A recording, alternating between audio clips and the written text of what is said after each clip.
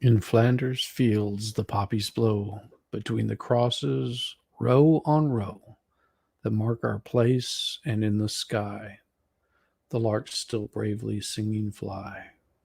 Sacred herd amid the guns below, we are the dead short days ago. We lived, felt dawn, saw sunset glow, loved and were loved, and now we lie in Flanders field. Take up our quarrel with the foe.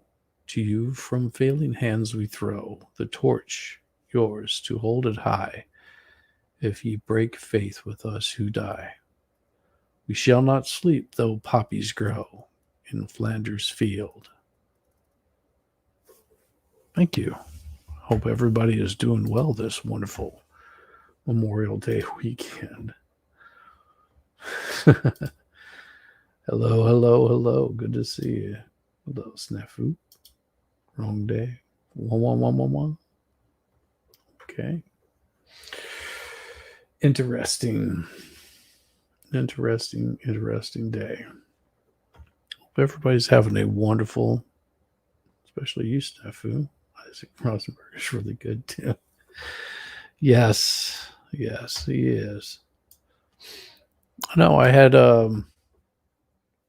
I'd pulled this up from Monia Michael. It was written November 1918. And here's another one. Oh, there's much more. Oh, you who sleep in Flanders field, sleep sweet to rise anew. We caught the torch you threw. With holding high, we keep the faith with all who died. We cherish, too, the poppy red that grows on fields where valor led. It seems to signal to the skies that blood of heroes never dies, but lends a luster to the red of flower that blooms above the dead in Flanders field. And now the torch and poppy red we wear in honor of our dead. Fear not that ye have died for naught, will teach the lesson that you have wrought in Flanders field. Tough, huh? Dead man's dump. Exactly.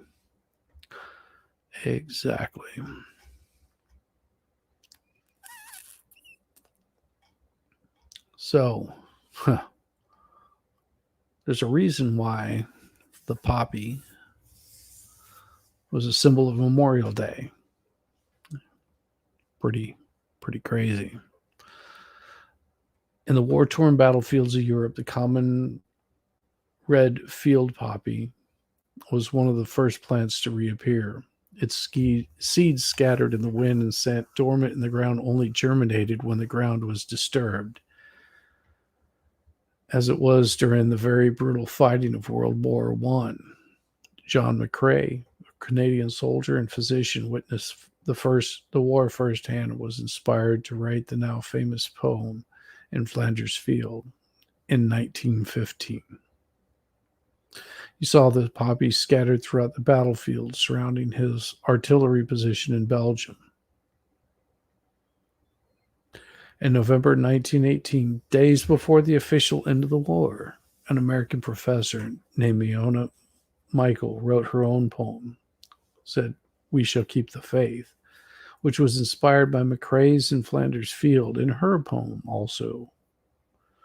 She mentioned wearing the poppy red to honor the dead, and with that, the tradition of adorning one's clothing with a single red poppy in remembrance of those killed in the Great War was born.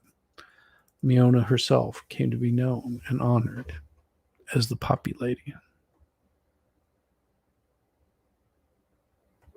Yeah.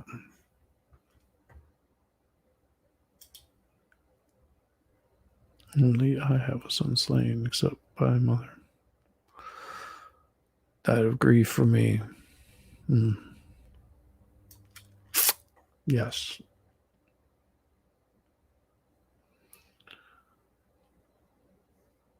So the wearing of the poppy was traditionally done on Memorial Day in the United States, but the symbolism has evolved to encompass all veterans, living, deceased. So poppies may be worn on Veterans Day as well, not long after the custom began. It was adopted by other allied nations, including Canada, Australia, New Zealand, and the United Kingdom, where it is still popular today. In these countries, the poppy is worn on Remembrance Day, November 11th. Today, poppies are not only a symbol of the loss of life, but also of recovery and of new life, especially in support of the servicemen who survive the war but suffer from physical and psychological injuries long after it ended.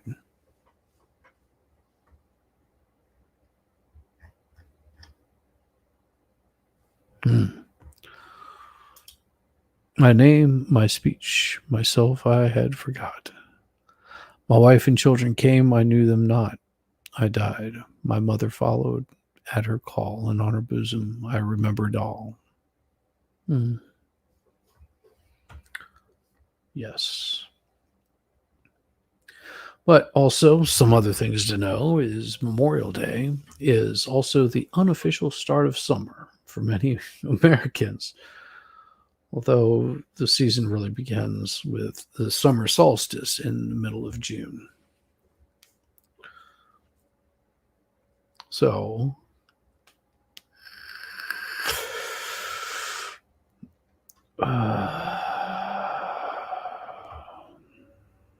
hmm,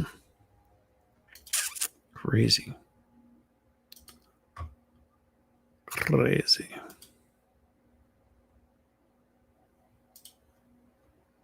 There we go.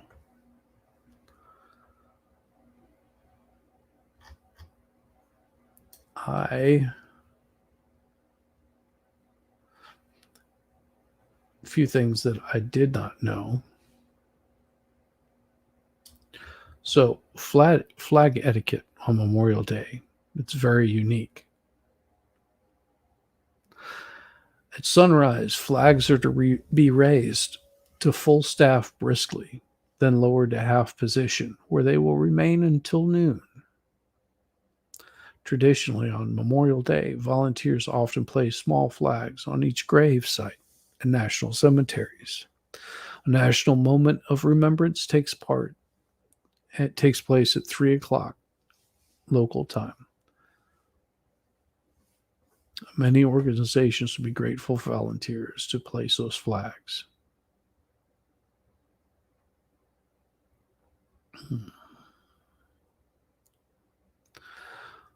The custom of honoring ancestors by cleaning cemeteries and decorating graves, it's an ancient worldwide tradition. In early rural America, it was usually performed in summer and was an occasion for family reunions and picnics. The ritual of visiting family graves and memorials was never a morbid tradition, rather, it was an annual act of remembrance as well as a chance to clean, decorate family memorials. Often families would picnic as well. Cemeteries were often the only open green spaces in crowded cities. So Memorial Day was originally known as Decoration Day, starting with the American Civil War. It's believed that the tradition of honoring the dead was inspired the way that Southern states decorated the graves of both Confederate and Union soldiers with flowers, wreaths, and flags.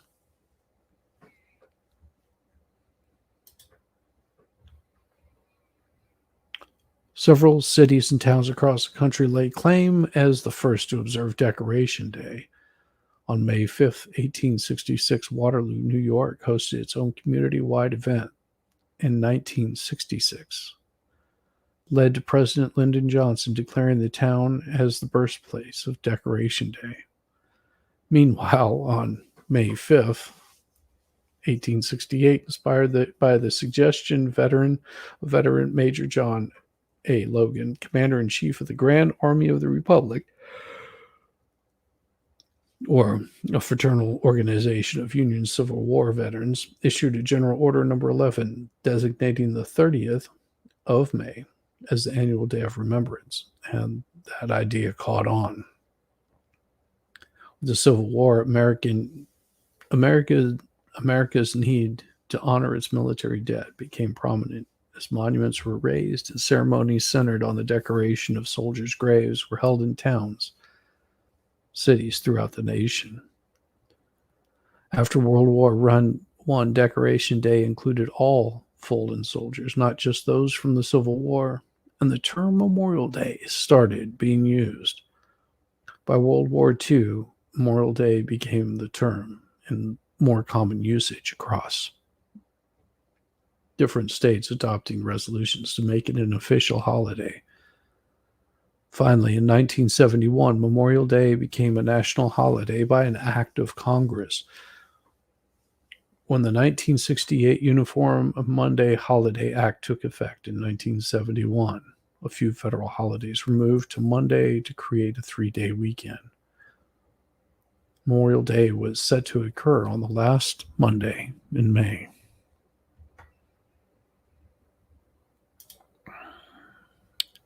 I could not dig.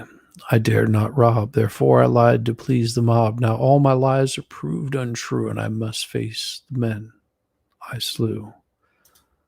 What tale shall serve me here among mine angry and defrauded? Young.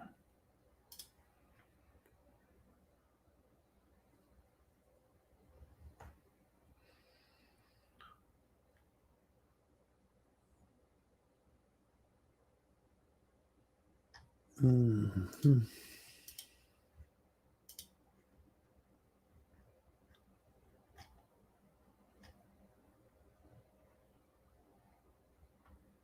Mm-hmm.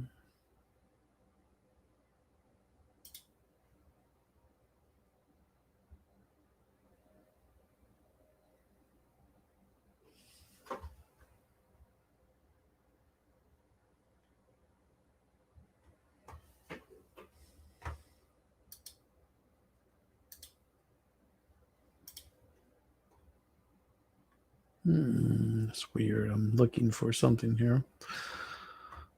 Hoping to find it. Come on.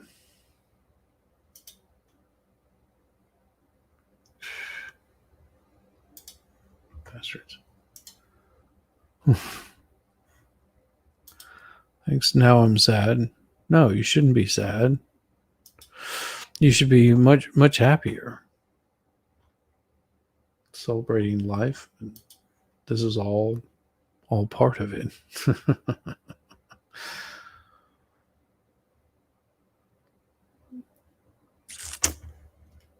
Now I'll make you a little more sad. If you weren't sad enough, but don't be.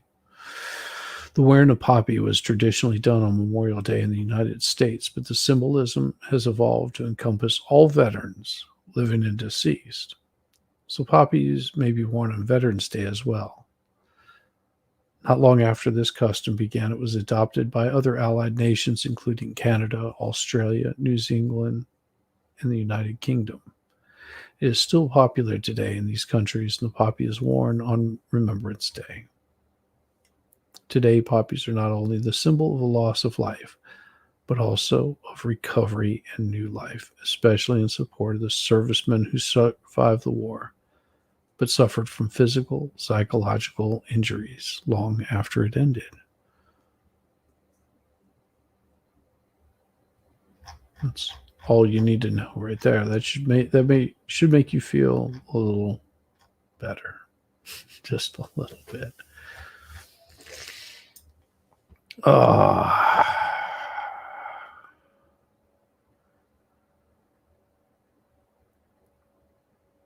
And I would just like to say, from now, I would like to say thanks to all the men and women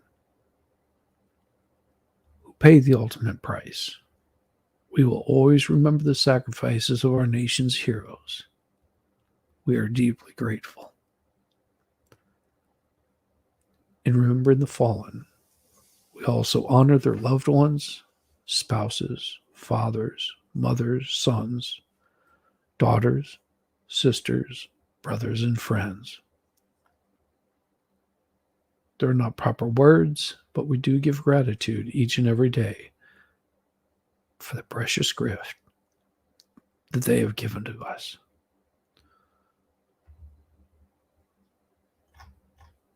See, nice, easy stream.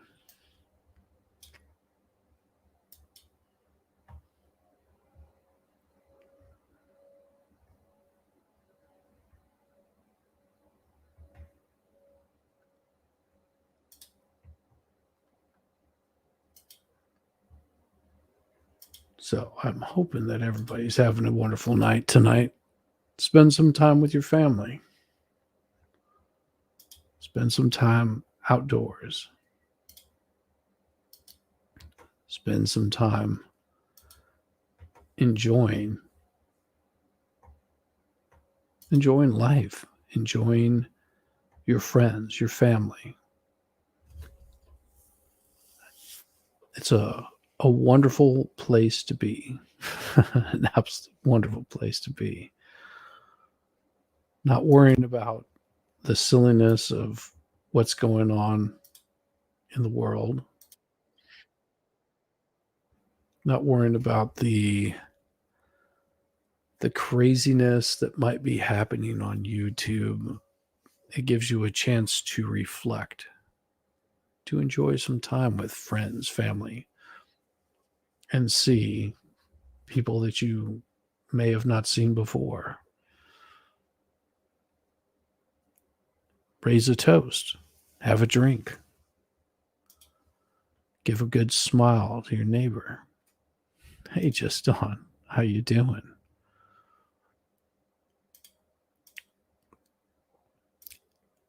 But today should be a happy day for people. Absolutely. Absolutely a happy day. So with that said, raise a toast. There you go.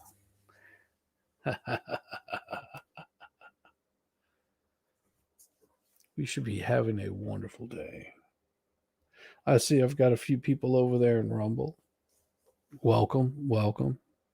Give a nice thumbs up. Show the love.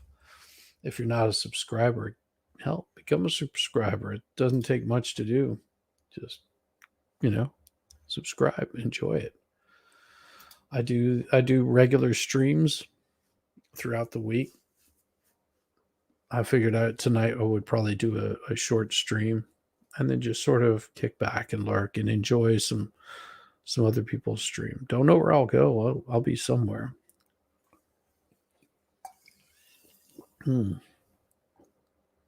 So as Forrest Gump, that's a good one for Memorial Day.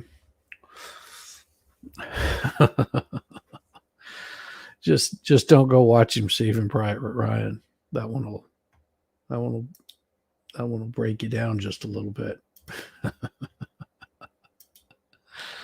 want to stay away from those tear jerking war movies. But I don't know. It's been a good day. I had just regular yard work. Wife had me fill out some extra forms and documents and get those sent off, and it looks like all of those filings were accepted. Yeah, Cary Grant has that famous gin. Absolutely. I don't think I've seen None But the Lonely Heart. I don't think I've seen that one. But there's a lot of movies I haven't seen. I'm bad at catching up on movies. Really, really, really bad.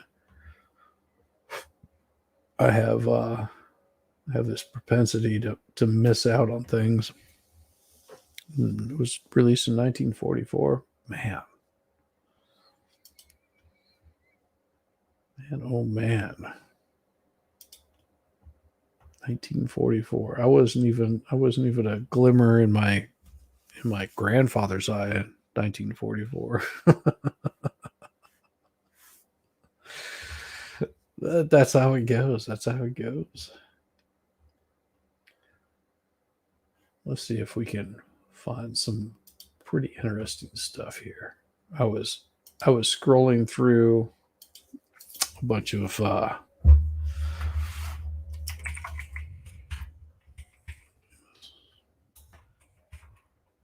me see, it's in here.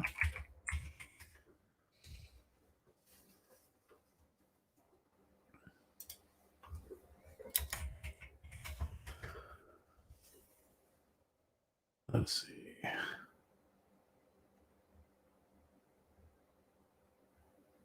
That's so funny.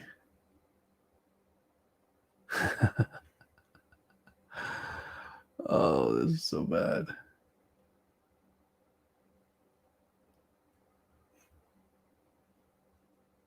Nope, I'm not pulling that up. I was looking at something, but nope, not doing that. Not doing that either. Man, I can't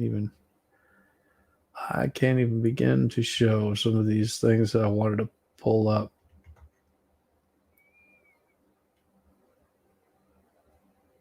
Nope, can't do that. Can't show that one either. Damn, there's just so many things that I cannot show. Man, damn it. It's really bad. A guy named Joe is really good too. A guy named Joe, yeah, I do believe I've seen that. Let me see. Named Joe.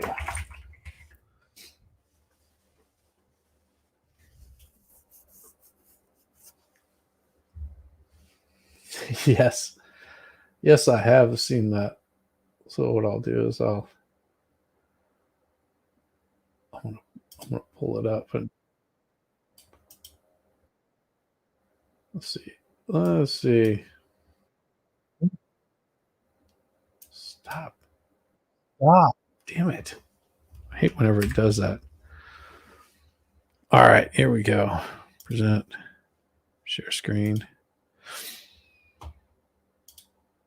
And screen. There we go. And share that. Doing. Brenda, thank you, crazy woman. Think about it. Just think about it. You tip off the whole show. Guys hundreds of miles from here will be dying just because you got scared and started running away from yourself. Stop running away. Stop running away, woman. Brenda, you're throwing your life away trying to do a job that somebody else could have done. Brenda, don't throw your life away. Whatever you do, Brenda, you crazy psychotic person, don't throw it away. You're throwing your life away because you're afraid to do your own job. You're afraid of living. You're afraid of life. I love the graphics on it. It's awesome. You can tell that it's like all these nice little plastic floating devices. That's because of the waves. He drops the bombs, and the bombs go off, and the plane's just tweaking all over the place. It's getting blown. It's getting shuttered. They're going to be all chucked full of stars. Oh, just chucked full of stars. When you go to sleep, Brenda, you're going to sleep, Brenda. Bad dreams. No more bad dreams. And when that morning sunlight hits you in the face, you're going to wake up laughing. Hee hee. Laugh. Laugh, Brenda. And what's more, you're going out with people, and you're going to have all the things that they have, including love. You know, the only decent thing I ever did in my life was love you, Brenda. But if the memory of that love is going to make you unhappy all the rest of your life, there must have been something wrong with it. What was it? It should have been the kind that filled your heart so full of love that you just had to go out and find somebody to do. Oh, what was it? That's the only real kind. Oh my gosh, Brenda. That's the only kind that ever lives. Oh, geez, Brenda. So horrible. You know, I find myself wondering what kind of kid you do, Life. What'd you do, Brenda? I'd like to talk to those kids sometime. I think I could tell them something. Oh, Brenda. I think I could tell them about life, You'll never tell them. how good it is, How good it is. how good it can be, How good. How good is it, Brenda? and how the decent things in life never die. They never die, Brenda. And how the only kind of love worth having is the kind that goes on, Goes on. living, Do it. laughing, Loving. and fighting. Fighting. Fighting is the only kind of love you can have. The only kind of love. And loving. She just came back. Oh my gosh. Oh my gosh. Oh, I love it. It's so awesome. So awesome. Brenda. Oh, Brenda.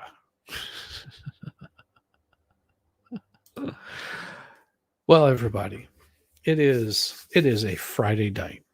It has been a beautiful week. It is Memorial Day weekend. Everybody should be looking forward to having a wonderful weekend. I just can't sit here and play, things from YouTube, because you know what'll happen. They'll come along and they'll delete my channel. They'll call me a bad boy. They'll smack me around. They'll be bad shizzy. So I can't. And Heartbreak Ridge was a horrible movie. I just want to say it was absolutely horrible. Much better movies than that. Much better movies than Heartbreak Ridge. Have a good evening. You out of here, Snafu? Well, thank you very much for stopping by. Make sure you hit the like button on the way out. Give it a big thumbs up. And see that we got. Oh, hey, Snafu. I saw you over there on what you got going on. Yeah, I'm not going to show that over there. I'll pull it up over here. Open it up in a new tab. Oh, yeah, the trailer. I see it now over there. I'm so silly. Well, thank you very much for showing that. That was pretty cool. Am I not done? I don't know. I think I probably should be done. I may just go over and watch the expert for a little bit. I think he's supposed to be firing up here shortly. If I'm not mistaken, he should be. Let me see. Let me see what the expert's got going on. Let's see. He's saying he's starting at 9 o'clock. Got one person waiting. Looks like Valstorm. Ooh, let's give him a nice little hello over there. Yeah, I think expert's starting up at 9. 8:15 for you. Well, it's 9 o'clock Eastern that he'll be starting up. So you may have it set for a little bit later, but it looks like it starts in about 2.5 minutes. So that'll be good. Probably go check him out. I don't see anybody else doing anything else. And I just didn't have a whole lot of thought in planning today whenever I started up my stream. I just wanted to do a short stream and give a big thanks for all those that fought and didn't quite make it.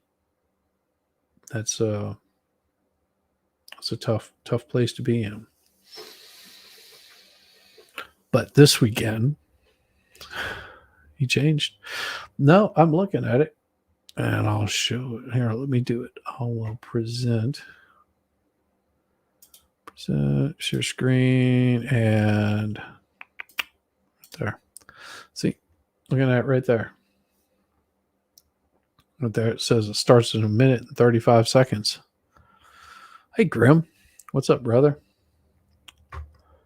What you up to tonight?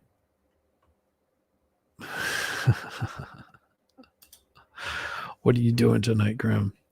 I see you've been busy doing a bunch of recording and stuff and such.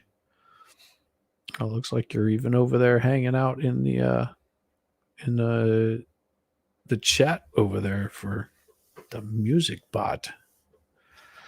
The music. The music. I see you over there.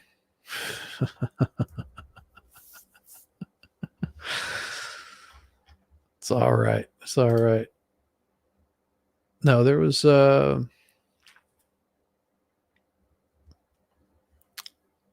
it's one of those. I don't know. Grime. Long day today, probably hanging out in Discord and probably gonna play DR D2R. D2R. I don't know what D2R is. Drive to ride. I don't know. Die to ride. Dump and ride. I don't know what that is. At least it isn't like some sort of DP situation. That would really be odd. Yeah, that's what I was wondering. What in the hell is D2R? What happened to the Discord? Discord. I don't know. What did happen to the Discord? I don't have Discord. I mean, I don't have a Discord. So there's that.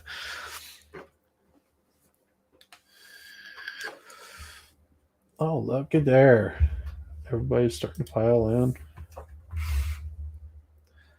It's interesting. Interesting day today.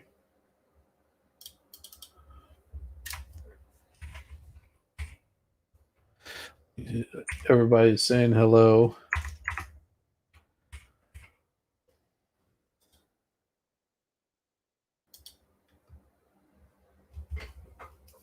Here we go. Yeah, see, there's all kinds of people giving love. Nature's a while back when it took a break around November last year. Been a wild ride and haven't gotten back into regular content. I understand that. I can see how that kind of stuff would happen. I could completely see how that stuff would happen. There's some crazy shit going on goes on in YouTube. I thought about setting up a Discord. I just don't know. I don't know if it'd be worth it or not. Seems like sometimes it could be, but then other times I'm like, I don't know. Do I really want to even mess with it? You know, do I even want to mess with it? Bandwidth.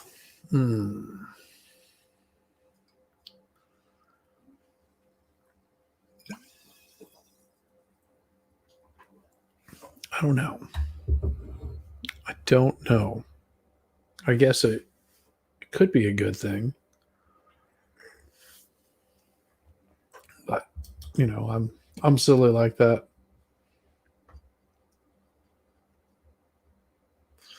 White Rabbit. Everybody's in there hanging out, chilling. I don't pay for it. Does that count? Well, that's a good thing, I guess. I mean, you're paying for it, you just don't know it. You're paying for it, you just don't know. So I got a new toy. I got a new toy today. That's pretty cool. I got it for my trip.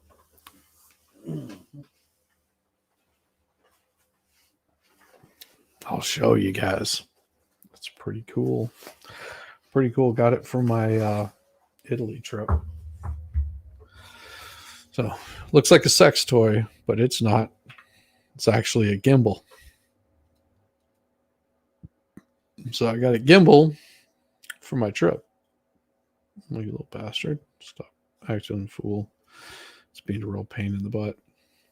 So this particular thing, which is pretty awesome, I must say. And then I picked up this other little thing for it, which was pretty neat. So you pop this thing on the back of your phone. Helps if you power it up. And then you set this thing up in there and it will automatically go into position where it's supposed to go. Something like that. So pretty cool because like that. So nice little gimbal. That's my for travel. And it's pretty cool. It's got like this telescoping thing too. So it even gets longer. So I guess turn. Yep, I'm filming you guys right now, and make it turn. See, pretty neat, huh?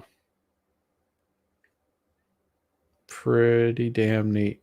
And it also has like a tilt feature to it, so you can tilt it up like that.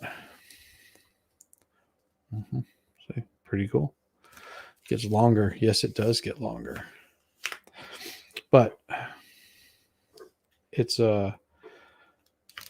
it's one of the things that I picked up to so I can do some filming while I'm traveling. I thought it'd be pretty neat. What do you think? But yeah, that was it. That was it. So it folds all back up into a nice, neat little package.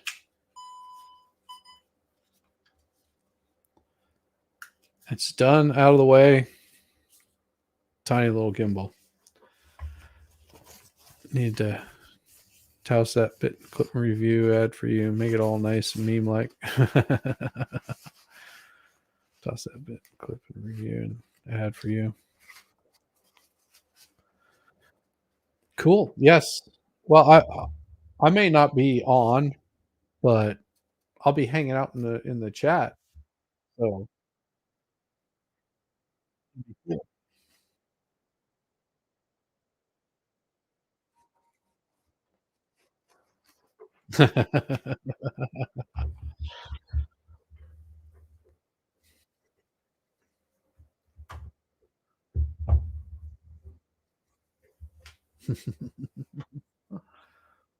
Nice. Good stuff. Anyhow, everybody, Raging Golden Eagle. Cool, cool. Yes, Friday Night Lights. I will be there. I will be there. Not on, but I will be hanging out. Raging Golden Eagle. We'll see. We'll see. You know, I may just be watching that stuff in the background. I enjoy you guys. My chat's pretty awesome. You guys can just sit here and give me the finger all night long. I'm fine with that. I am absolutely fine with that. No, it was I am let's see, I joke not. Let's see, on oh well damn. Got 7 people watching over on Rumble, 5 people hanging out over here. I mean, I can leave anytime if you really want me to. Silly Polish. Silly Polish. And toss that bit clip and review ad for you. Make it all nice and meme like. Yeah. Oh, I could do much better than that. I could really make that clip pop. Be like, yes, this is my gimbal. Let me whip out my gimbal for you. I will show it to you. My gimbal, it unfolds.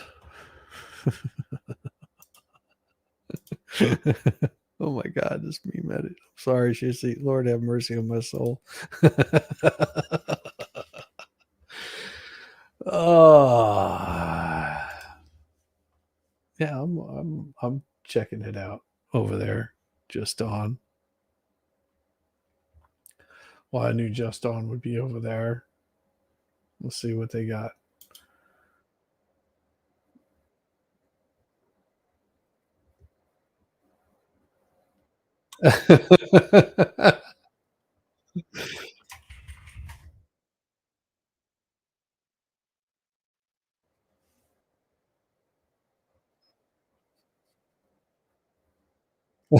My gosh, that's so funny.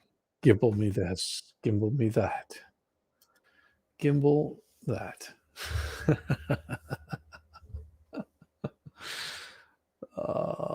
Yeah, I'll probably just let's see what we've got. We've got 6 over there on the Rumble side.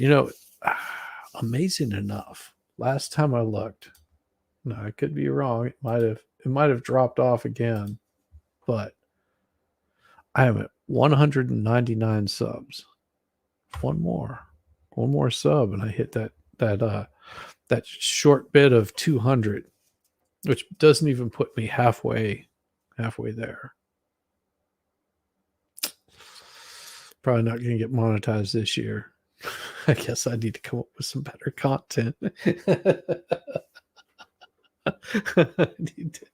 I need to probably buckle down and do some better shit. Just saying. Just saying. Buckle down, do some better stuff.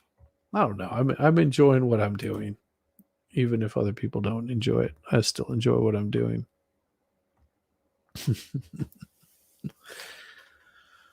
No, I picked up the gimbal so I could be doing these wonderful streams whenever I go out of country. I think that'll be nice. So yes, this is what I look like, all clean shaven.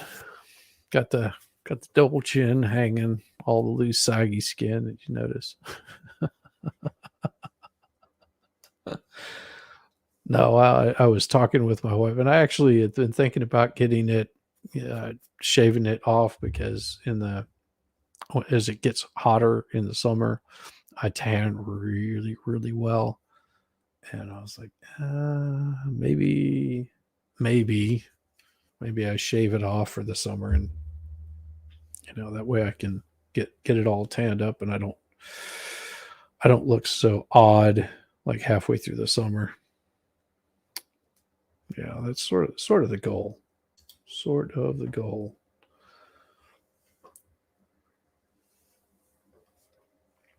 Sort of the goal.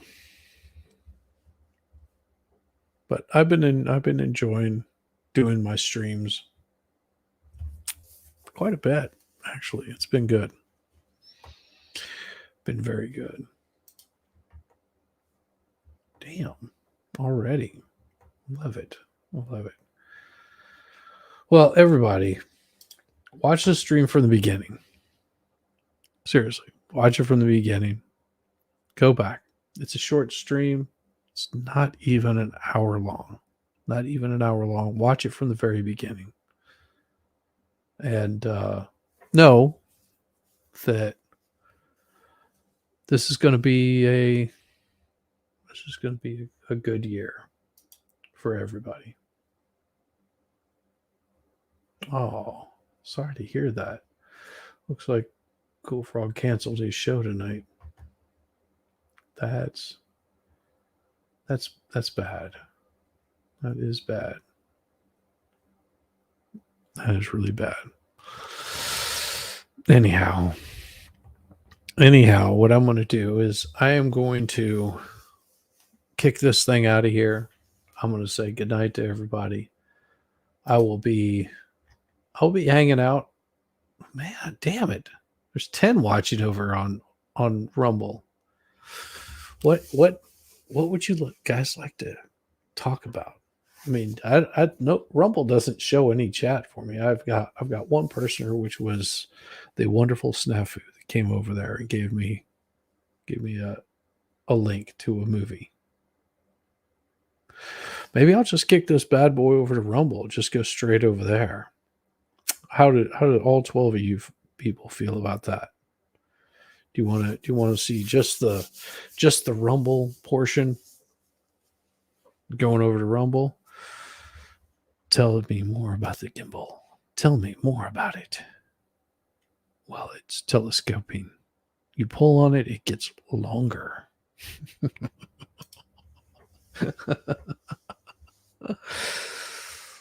What I may do is I may just throw out a couple of invites. Yeah, yeah, I might just do that. Hey, Squaw Bob, how you doing? Man, everybody's just. Maybe I should just hang out here for an hour and just let everybody like pile in here and just keep it going on both sides. Somebody was telling me that they were having problems getting through on on the Rumble side, and I don't know what that was all about. Hey, shit, they're winning. What's up, brother? Yeah, why don't I do that? Why don't I just throw out a couple of invites and see if people are interested in jumping on here, coming by, saying hi. I'll just roll up some invites. Oh Lord, help me. Why not? Why not? It's a drinking stream. I've been drinking and I'm streaming, so what's wrong with that? What is wrong with that? I'll bring this man over here. Show that one, and let's see who else can I get in here. This guy right here, that one, boom. I know this person won't be able to, but I'll throw an invite out there to him anyway, just because. Boom. Sometimes I'm like that. So this guy out there, paste, boom. Throw another one out there, paste, boom. And that one out there. Yeah, that'll be good. Yeah, you people are going to start getting like invites. You're going to start getting invites, so just be aware what's going to happen.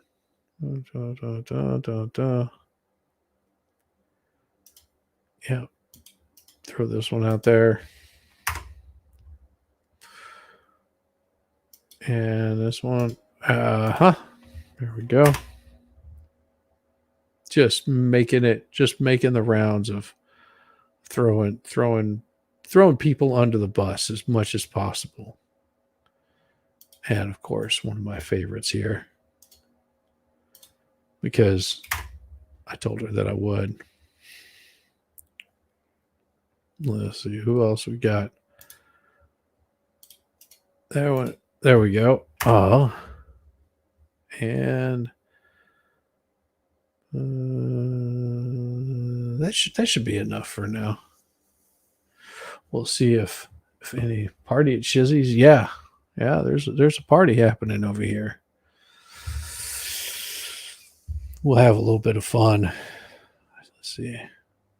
Oh, shit, might as well bring my George brother there too. There we go. Have more people coming in. Now, I can't guarantee everybody will get in. But this guy, most definitely got to let him in. What is up? Can you hear me all right? You've got no voice if you're talking. You're just an icon. About an hour, let everybody pile in, keep it going on both sides. Yeah, I can hear you a little bit. You came on for a second there. Good. Yeah, there you go. There you are. So let's see. Okay. Grim says, I'm going to hang out here just for about an hour and let everybody pile in, keep it going on both sides. Yeah. So what's been going on, man? Oh, not much, Ben. Got the weekend to myself here, so I'm just chilling. Still got some good. Got some of these twisted teas I'm trying to get rid of. Yeah. I'm having a little bit of Woodford reserves. I was like, you know what? I want to stream tonight. I did a short earlier today. Just randomly, what was it? Last night, my wife and I hear the dogs barking. They're just going ape shit outside. And I was actually working, and I pulled my headphone off and I'm like, what's that noise? And I'm like, that sounds like a dog like wanting to attack something. So I go out the back door, which is, because I've got access to the outside, although I am in the basement. It's weird, but yes, I've got access. I go outside, and my wife comes off the porch at the same time and find a rat snake tangled up in the mesh around her strawberries, and he is not happy at all. He is pissed, and the dogs keep wanting to snap at him, and I'm like, you little bastard, you got all tangled up in it. So I tell the wife, because she's got all like the little implements of cutting and shit, to just grab me some scissors and a pair of gloves. It's because I don't want to be touching it, going all funky with the snake, because he was smelling a little bit. He had a little bit of a stench happening there. I was like, just grab me some gloves. So I'm trimming this stuff out, and I didn't know she was sitting behind me and like filming it. So I trim all that crap out. I get it all off of him, and I get him out, and um, find that there's about 5 or 6 links on the actual body where the plastic is completely wrapped around him. I'm just like, wow, fuck.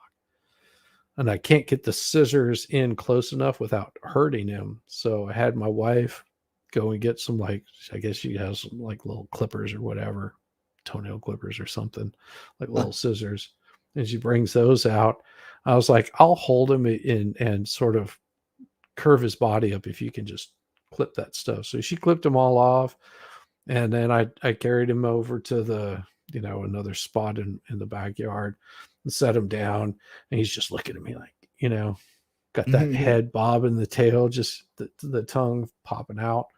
And I'm sitting there going, just go. And he's like, kept striking at me. I'm like, you don't have any fangs. Just go. You're being a little pain in the ass. You just like helped him out too, man. Oh yeah, yeah. That's a snake for you. Yeah, he was so angry. He was so angry. But that's how it goes. You're just like, yeah. Yep. But yeah, let's see. I'll show it here. Present the screen. Share screen. Yeah, right there, this little guy. See him? Oh yeah. I saw the short. I was wondering where you got that. So that's actually you doing that. Yeah. Okay. Yeah, that was last night. Me trimming this thing out of him. And I'm trying to keep him safe, but he's just pissed. He's just like, snap. I'm like, go ahead, bite it. And I just grabbed him over the head, nice and easy. So he would, and he actually calmed down a little bit after I did that. And that's my dog sneaking in there, wanting to snag at him. But yeah. Right there, I'm cutting all of the, and you can't see it in this, but there's a mesh. Like if you look back at it. Okay. Got ya. There's a little mesh in there. But yeah, make sure you like and subscribe. There you go. No doubt. Yeah, so I did that this morning. That took like all of just a couple of minutes. But yeah, these little rings right here, it's the peg water line. And so my wife wanted me to cut these things down and make basically like hoops over her strawberries, and then put the stuff around there. And that snake crawled in, and yeah, I got snagged. She does it to keep out the chipmunks, but the rat snake would keep out the chipmunks. She just doesn't know it. Like, we've killed in the past 2 years. We've probably killed 4 rat snakes from those little. They're just getting caught in there. Yeah. Wow. Yeah, because they're trying to crawl through it. And as they crawl through it, because they don't really see it, they just sort of feel it. And as they crawl through it, they just sort of get stuck. And then they thrash about, and then they get stuck even more. And it's bad. That's bad. Poor little rat snakes. Right? But yeah, that's me trying to grab a 5-foot rat snake and keep him chill. Don't show the video if you don't. We'll all know you scream. No, I didn't scream. I was actually laughing at him and talking shit to him. And look at this lovely Puffer P. How Good are to you? see you. Good. Are you having a good evening? My DMs. What's going on? Hey, are you eating gummies over there? I smoking. Smoking? Excellent. Yeah, the kid's puking up on me all day. So Ah, so the little one's not feeling good. yeah, it's gonna be over soon. It'll be fine. Ah, man, oh man. Yeah, I was thinking about taking a gummy tonight. Might be good. Good Might sleep. be good. That's the problem. I never sleep whenever I take them, though. Oh, and you taking the wrong ones. I'm sorry. It's funny. Sorry. No, it's so weird because I'll if I take a gummy, I'll end up just like spacing out, and then it's like my eyes are glued open. I get all cotton mouthed and crap, but yeah, still doesn't knock me out. I made What- these really good chocolates. Oh my god, they're Mhm. amazing. They can put me out for one little like tiny, square of chocolate, not real big. They'll put me out for the whole night, and I won't feel nothing. Ah, so envious, so envious. I'll send you the recipe. I like it. I like it. So I've been doing just- it Middle Eastern style for a while. I actually I ran out of the regular, right? And I did that thing like where you like go back to where you keep things here and keep things there, and you try to see if you can find any scraps just because you're out. Yes. Right.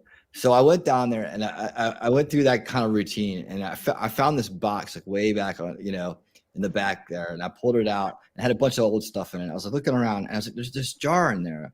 I was like, what the hell is this? I had the ex's name on the top of it. I was like, I've never even looked at it or opened it. Somehow I have it. I open it up, and it's packed to the brim with hash, like this completely I think packed in there, like months of finger hash work going on there. And you're just like, damn it. Yeah, I was like, this could not have happened at a better time. So I've been I've been doing it Middle Eastern stuff for a while here now. I'm on the hash train, man. You've been like, I don't even care how much I hate this bitch right now, but well, I fucking love her a little bit. that was a karmic return right there. So Oh, there you go. Yeah, man. whatever. It's nice. It's nice. Yes, I was very happy. Yeah. That's awesome. So what does everybody got going on this weekend for Memorial Day? Do you got anything going on, Winnie? I have a winning Saturday night. I'm going to be reviewing the new Anonymous documentary called The Face of Anonymous with Mr. Moose Maneuver, and maybe some special guests. But yeah, we're just going to be watching that and chilling and talking about that kind of stuff. Ooh. That's very good. I like that Yeah, idea. it's a really interesting story, and it's not like I doubt many people have heard this story at all. Like it was the first time I'd ever heard it this way. And, yeah, I've heard you talk about it in the past week, but yeah, I think this is going to be good to watch. I'm definitely tuning in for it. Yeah, and the whole idea behind it too is kind of like goes with what my channel is about, about solution culture and about just the power of ideas, and this really speaks to it. Like when you really know the story behind how it got started and what it is and what it was meant to be, you can kind of see the correlation there. Yes. Yes. So you like to do that type of stuff. Yeah. Yeah, it's just, this is so good. Chocolate. What about you, Puffer? What you got going on? I got sleeping in going on. That's nice. Nice.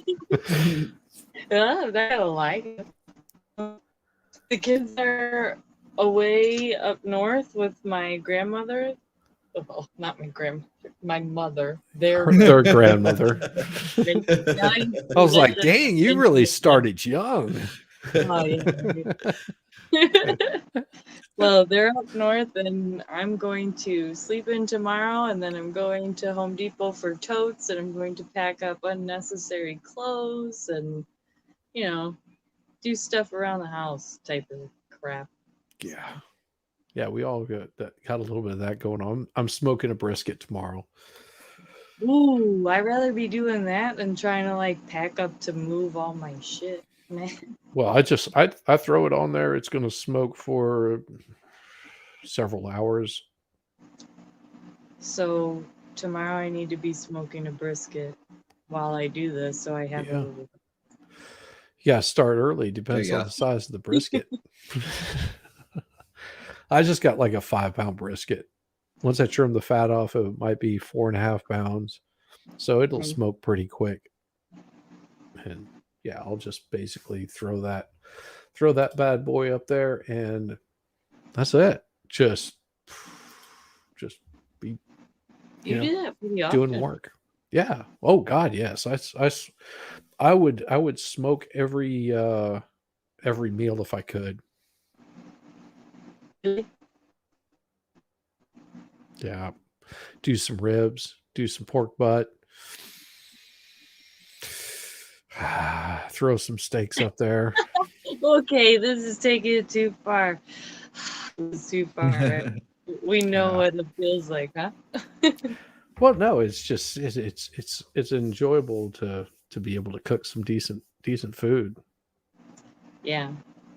Yeah, You know, Smoking definitely. isn't my favorite. What are you saying, Winning? Sorry. No, I said yeah, definitely. I was just agreeing. yeah, I mean, Oh, I thought you were going to say something. Sorry. well, and if people like sit there and go, oh, well, I'm vegetarian. I would never eat smoked meat. It's just like that's fine. You can still smoke vegetables too. You do Yeah, those are pretty good. some smoked squash and all kinds of stuff. Did you see my new toy?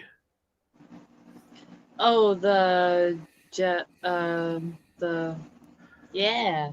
Yeah. It's like whenever you like move with your phone and Uh huh. stuff. Yeah. I'm getting ready for Italy. Ooh. Yeah. So I'm gonna do Italy, and I'm gonna fill some stuff. You should. I will. Sorry. Am I too loud? Not at You're all. good. You're good. You are so good. I got high. I got problems. Why? Actually, no Because I problems. got high. I got no physical problems right now. I'm great. That's awesome. Mental, that's a toss up. But so no man love this weekend. Fuck no. Sorry. That's no fair. That's not good. Yeah. Well, he was supposed to work on stuff and he's dealing with stuff and apparently somebody bowed out on him on a dime, and he's a contractor. He's about to like build this whole house. Mm. Whatever. So So stressful. He didn't even invite you. this weekend was a no go. It's totally okay. Well, at least you'll get some shit done around the house. Yeah. Yeah. Yeah, I'm excited. I've got about 50 bales of pine straw that need to be spread. God damn. Yeah. Yeah, that'll be my day tomorrow. Smoking brisket, spreading pine straw. Well, at least you get Very your- domestic day. Yeah. Yeah. Yeah. And then I'll stream at night.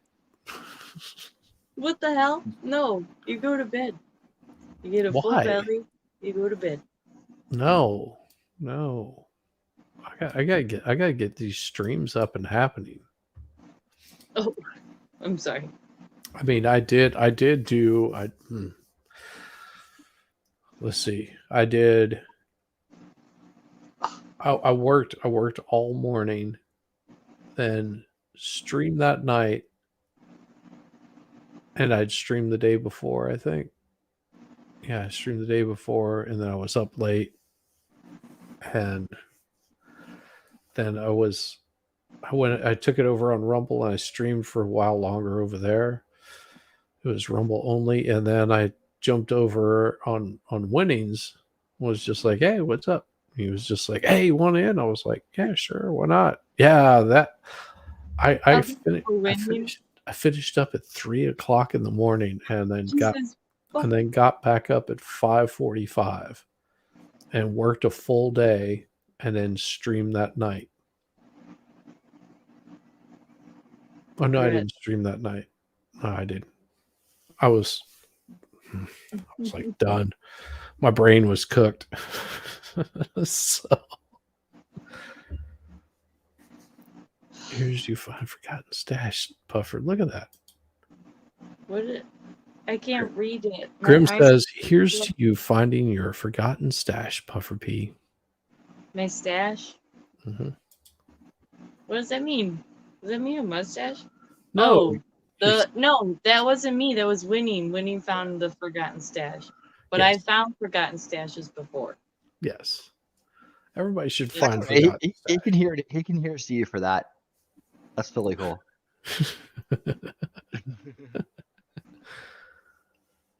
So what have you got going on the rest of the weekend? That's just like a half a day that you've got. Puffer. Me? Yeah. A half a day?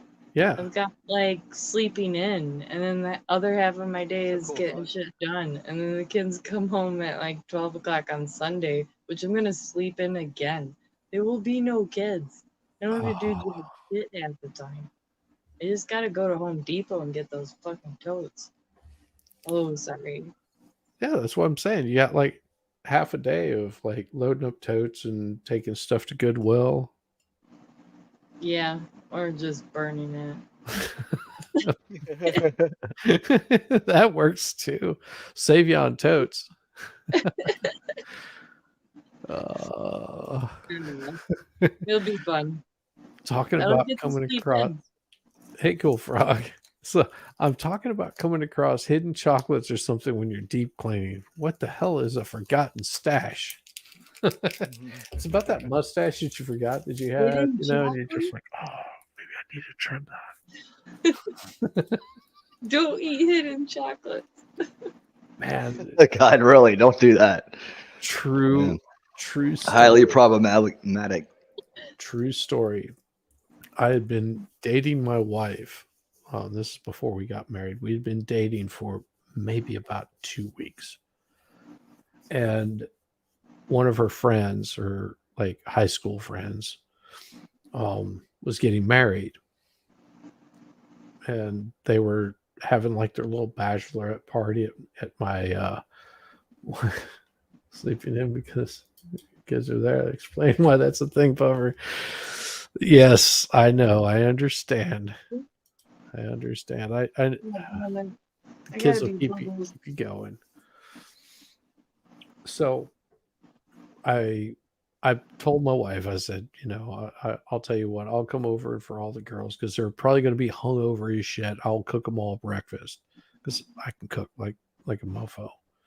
So I come over and I've got food with me. I've got like meats and cheese and eggs. And I'm going to make them some omelets or just scrambled eggs or eggs over easy, whatever the hell they want.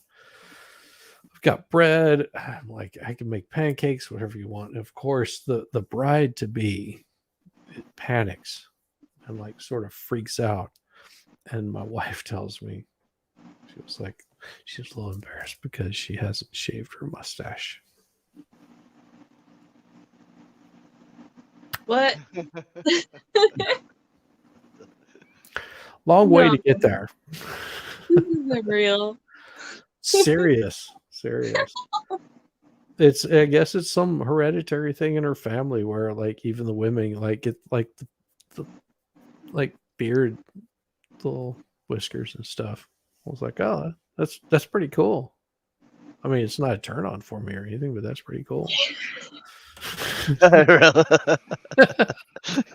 No, let it grow out, honey. Let it grow out. Yeah, Oh my god. do it. Do it. So that's why whenever he's like Wait, so forgotten. you just like yank out her chin? Sorry. Oh, that would be so cruel. That would be so cruel. But that whenever he said forgotten stash, I was like, oh, I know a girl that has that. She forgot that she hadn't shaved.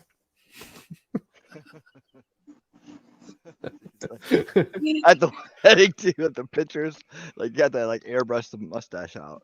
Oh, Bro, that's why I should usually ghost my face because someone's gonna do it. Sorry. I smoke every meal like a mofo. Good cook. Sorry. No, I was just reading what Grim was saying. He said, I smoke every meal like a mofo. I'm a good cook. Yeah. No, actually I can I can do some pretty good. I do all the cooking in the house pretty much. My wife is more of a baker, but I'll cook Deal. eggs any which way that you want them. I'm not really good at poached. Never have been good at poached. I could do them. I suck at them. But like, meats. You want what? Pork tenderloin? You want fish? What? I mean, You like cooking a lot. yeah. Cooking's a good break away from other things. I would never want to be a chef though. Yeah. That makes sense. Yep. Yeah. We used to be married to one. I like cooking, but I get anxiety when I set up all my ingredients and stuff. I have to have everything perfect, and then I'm like, oh, I take a deep breath, and then I go at it, and then once I'm in the flow of doing everything I want to, it's easy. So I don't know, pre-prepared. I'm stupid Yeah. like that. You're like my wife. She likes to have everything prepped out and laid out, done. You're a prep cook. Well, I had a boss one time ask me if I was a chef or a prep cook. I What? mean, Yeah. Well, the chef takes the orders, right, and just puts the orders out. The prep cook comes in and like lays everything out and gets everything like organized and together and prepared and is ready for the whole night, right? yeah. Yeah, I've done both jobs in the kitchen. I'm Same. chef. I've and done prep. one. So you were a chef and a prep cook? Yeah, and I was a waitress to begin with. Oh, you moved to the kitchen. Wow. I've done the my first job was washing dishes. I walked down because I was bored.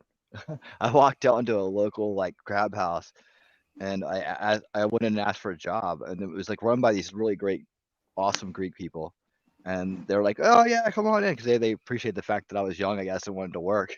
I don't know. They gave me the job washing dishes, and Yeah. from there, then I became a busboy. I did that forever, and then I became a waiter, and then I became a bartender.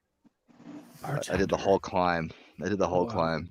Yeah. I did some bartending too. I was a hostess at points too. Fuck that shit. Floor Yeah. manager. Oh man, all that stupid crap. And then I was like, fuck this shit. I want to be a prep cook. I'm working in the kitchen. Fuck y'all. Squall Pop. I mix cereals from boxes like a pro. Winning. Oh, you moved to the kitchen. Wow.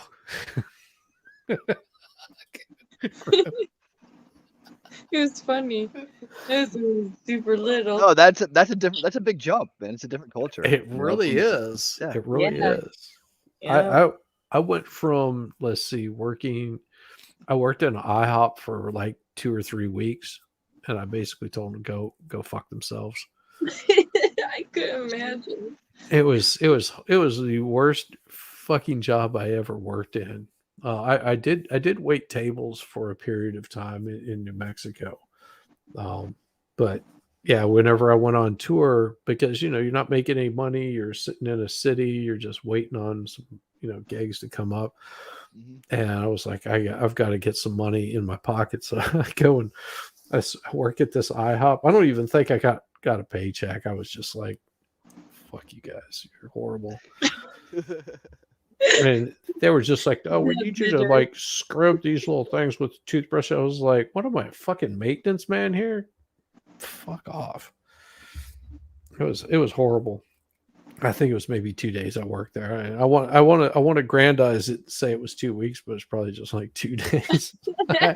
I never showed back up. I was just like,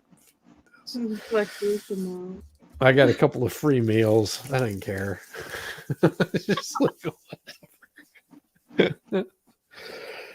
But then I got a job working in a Waffle House, and I worked at that Waffle House for quite some time. No, I was actually a second All the breakfast shift. food places, man. Did you work at Denny's? Yes, I did. You're the trifecta. Yeah. I went from working at Waffle House, and I'd been there for a few months. They were just like, they made me second shift manager, so which is sort of ridiculous and hilarious because that's like the slowest time. But I would come in on Sundays and help out the manager of the place and cook, and actually got pretty decent at it. It was enough that whenever I went to go apply for Denny's, I got the third shift behind a Waffle House. That's funny. Just sorry. It is. Yeah, that's a little bit different. That's just to keep first shift awake. We used to hit Waffle House late night all the time, like after being out all night. I had third shift at a Ram's Horn, if you know what one of those are. No? I've heard of those. Yeah. Oh, okay. I had third shift at one of those when I was like 17. Wow. All the drunk people that came in there. It's fucking terrible. When did you might remember this? You remember hear about the really well-known basketball player that got shot down in what is it, Limburg area at a Waffle House? I think it was a basketball player, like an NBA player or some crap like that. My manager actually worked at that Waffle House. He was on shift that night. That's why he got moved to Marietta. I was like, oof. It was rough. You know how they had the jukebox in there? Yeah. Right? Mm-hmm. All right. So there's this one CD that's in every Waffle House. What is it? It's the Waffle House CD, right? With all the Waffle House songs on it. Have you guys ever played that? You ever heard it? I hate that song. God, I did so much. He's like, dude, we would go in there and eat and stuff, and then all the way out the door, we'd like drop like a 5 in there and like play the whole CD. It's like, yeah, like for the next hour, it was just Waffle House songs over and over again. You know, there's an easy way to fix that too. You just walk over and you unplug the damn thing. Right, I know. Eventually, probably happens, right? Oh, wash dishes at mom and pop shop. Yeah, I have to look that up. 14 until I turned 16 and moved up to a real job. Look up the Waffle House CD. Oh God, it was so horrible. It was so horrible. Bus tables and cooked. Yeah. Well, and see, I was cooking at the and going to Denny's. It always brought me as a cook. Well, going to Denny's was a complete different changeover because I was working late shift. So I would come in at like 4 or 5 in the evening, and I would do like a small amount of prep and make sure all the prep was done, and then I would cook until about 8 o'clock in the morning. It was just a weird time slot, and then most of the last things I was doing was like cooking up a bunch of bacon because they had this buffet that they were doing and crap. And the setup on Waffle House, you've got your back to people, and you've got these grills. You actually have 3 grills in front of you. So you've got a big grill, you got a smaller grill, and you got double burners, 4 burners. So it's pretty straightforward. But in Denny's, the way they're set up is like a galley. So you've got two massive grills. Well, one's quite a bit smaller. It's about the size of like both the Waffle House grills together. And then there's a really big grill. And they've got like a 6 burner in the middle of it. And then behind you have all your prep. So like your sandwich buns and crap like that. And they started me out on the small grill, and I was cranking out so much food that they kicked the guy that was on the big grill off and moved me over there. Because I was so used to doing the Waffle House stuff where you're just basically throwing a bunch of food up and you're constantly like turning stuff over. This particular Denny's I worked at, it was shit. Waffle House on second shift, we might have cranked out like top $500. And at this Denny's that I went and cooked at, we were cranking out somewhere around, I think it was something like $6,000 an hour.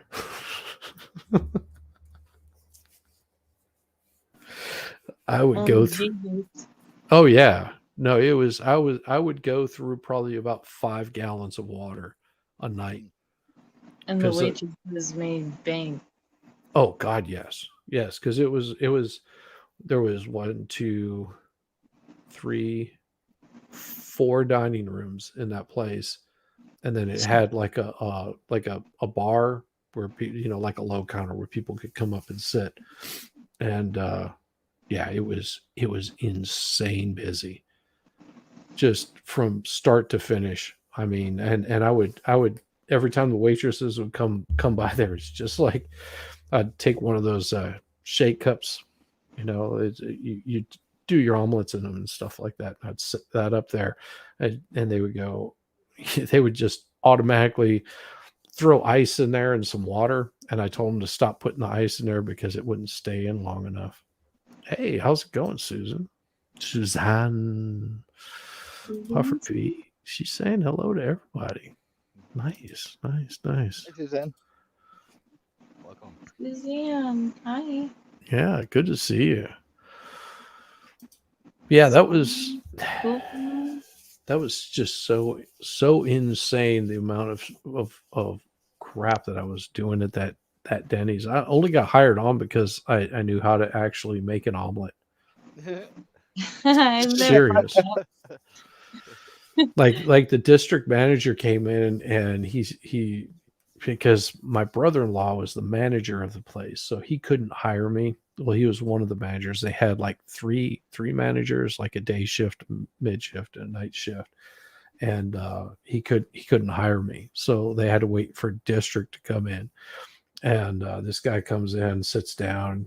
He was like, so tells me that you cooked at a Waffle House. Well, can you do a ham and cheese omelet? I was just like, yeah.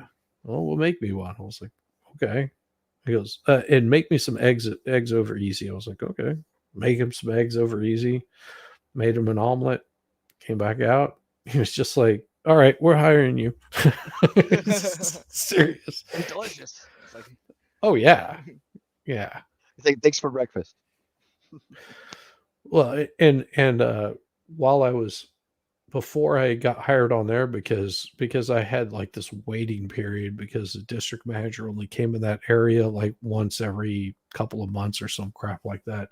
I had to pick up a job. I worked at a Steak and Shake. Dude. Like I avoided all of this kind of restaurants, man. I mean, the most mainstream restaurant I ever worked at was at Chili's, and that was only because my girlfriend at the time worked there too. Well, that's cool. Yeah, Chili's and Denny's, there wouldn't have been much different. It really wouldn't have. I mean, it would have been more late night kind of stuff. That's a weird place. Yeah. All of them are weird. Yeah. All of those chain food places. I think Denny's owned Hardee's at some period of time, or the same company that owned Denny's owned Hardee's or Arby's or some crap like that. So, yeah, and that's it. That really helps out whenever you're just wanting to make a quick, easy dinner, because you know the kind of ingredients that you need to do to make those. Yeah, no doubt. I was just reminiscing. I was like thinking about I waited on Dave Grohl once. Oh, nice. Yeah, but I didn't realize it was him at the time, and he looks really young, and so I carded him because like we had just gotten this big lecture about carding people, Yeah. and he seemed a little off put by the fact that I had carded him. But later on, I came back and I was like, I realized who it was because people were like, "Dude, I can't believe Dave Grohl's in here, Dave." I was like, "Where? Where is he at?" and I was like, "Oh, that's yeah. Oh, whoa." Well, Okay. yeah, I guess it is. So I was like, I don't know how old I was. Maybe I was 20 or 21 at the time. I can't remember. But Oh, man. but I went back over there. I was like, "Hey, dude, can I buy you a drink, man?" Like I went back over there and made it right. I was like, "Let me buy you a drink, dude." He goes, "Well, okay, how about a coffee?" I was like, "All right, coffee." How about a coffee? Yeah, well, his family owns houses in Kerala. Like that's where all the horses run on the run wild. Yeah. Yeah, his family owns a place up there, so that's why I was down there. But there's a big debate about like whether it was really Dave Grohl or not, or some guy just pretends to be him. But it was totally him, dude. It was funny, man. 'Cause I mean, I saw his idea, it just didn't dawn on me like that was the drummer from Nirvana, and that was like right Yeah. after Kurt Cobain had left the world, and so I was especially like that the grunge scene was like big, and during that time it was really revolutionary in a sense, I guess, and for its time, I guess, and Oh, Puffer P had to head out, or maybe she just got disconnected. Puffer P. Kiddos, puking, ditching. Sorry, Puffer P. Sorry. Sorry. Puffer P had to jump out. The little one's not feeling well. So, I hope it feels better.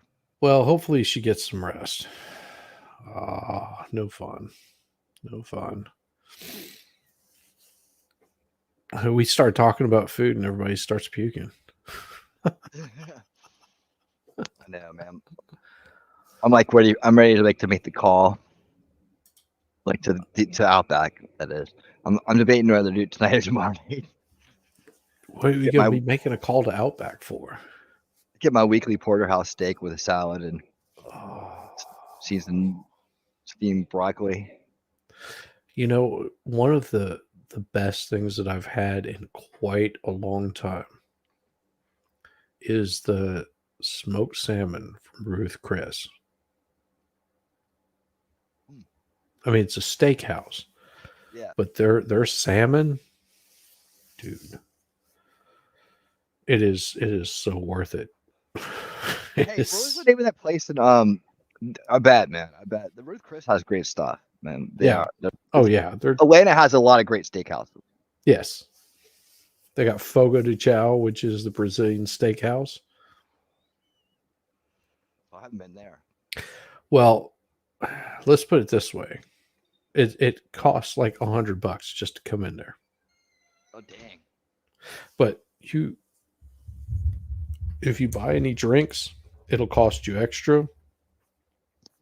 But the steak, it's never ending. I mean, it doesn't stop until you tell them to stop. You want filet, you want sirloin, you want whatever. They will just keep putting it there. That's awesome. If you've never been to a Brazilian steakhouse, I believe I guess I haven't. so Fogo or Fogo de Chao is like countrywide. It should be. I think it is. I think it's a whole chain. But yeah, it's just you pay $100 and you're just like as much as you can possibly eat. If you want to eat nothing but filet all night, they just come showing up with a skewer like bacon wrap filet or bacon wrap sirloin or whatever you want. They come by with lamb. Holy cow! So it's $100 just to get in per person. Yes, and that's just for your food, all you can eat. Salad bar, steak, whatever. Holy cow! Like, and their salad bar is just off the charts. Like I bet. anything that you could put on a salad, it's there. Oh, $100 for $100 a head, man. It better be. yes, and it is well worth it. That's one of those things that you do for like a birthday kind of thing.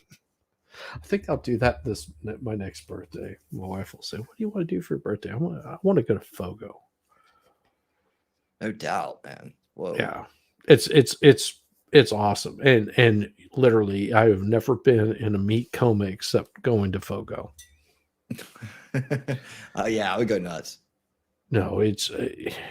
Have you ever been in a meat coma where I don't know. the next day you're just you can't even eat because you're just going, oh my god, I can feel every ounce of this meat flowing through my body. It's glorious. It is glorious. Having that Indeed. meat coma. I mean, you go home that night and you're just like you're sleeping because you're just like wanting to rub meat all over yourself. You don't want to see you probably won't eat any beef for at least 3 days after. I can see that. It's like it's like having sex with the best your fantasy girl, and she just goes all night.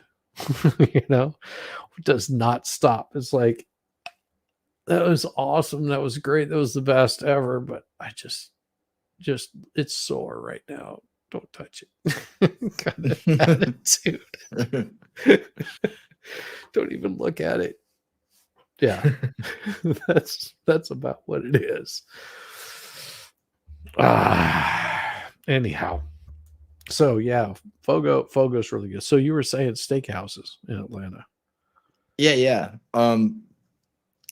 Well, I don't know if it's even there anymore. Vidi Vidi Vici's was a pretty good place. Yeah. And what was the name of that? Okay, there's this one place in Atlanta that's really famous for its fondue. You know what I'm talking about? It caught on fire, I think, once. It has alligators there. It's called something Dante's. No, not Dante's Down the Hatch. Yeah, Dante's Down the Hatch. I didn't know they had alligators there, but yeah, Oh Dante's. yeah. No, it wasn't Dante's that caught fire, was it? It was across the street. Was it? Yeah, It was a fondue place. Yeah. It was the place that you walked in and it smelled like was it cigarettes or like fondue? I don't know. It was fondue. Yeah, it had a really impressive kind of smell. But no, you can get every kind of fondue there, and they bring it to the table. It's a great date place. And the whole place is like a pirate ship inside, right? Yeah. You're walking across these like piers and stuff, and the alligators are down in the water. So that was the whole thing. We were on the outskirts. Hold on, I gotta look this up. Whenever I was there. Yeah, Dante's Down the Hatch. I'm gonna bring up another like famous like. Wait a second. 2 minutes, second. I might be thinking of something different. Down the Hatch. Let's see. Yeah, here it is. Oh, this looks a little different. Who's Down the Hatch? Let's see. Yeah, here it is. Yeah, you'll see this, the pirate ship. You look at the images. There's a pirate ship. Everything looks like you're inside of like a Disney ride almost. Let me see. Here, I got a Google link.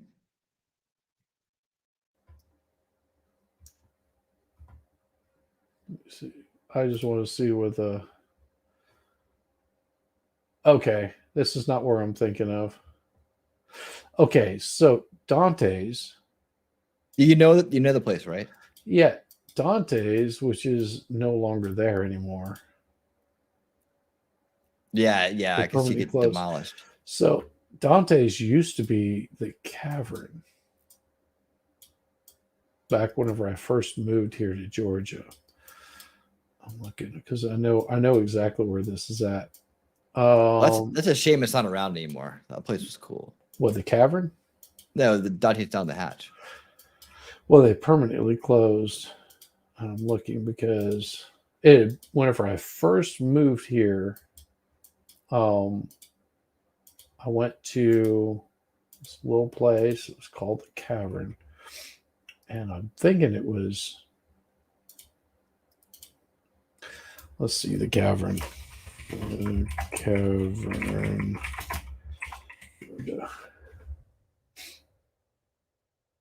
Yeah, it's not going to show it.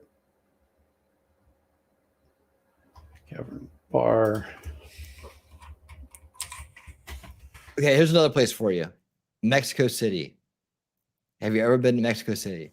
No, I have not. Now, this is the place you rent out for your birthday or like somebody's birthday when you're younger, I guess.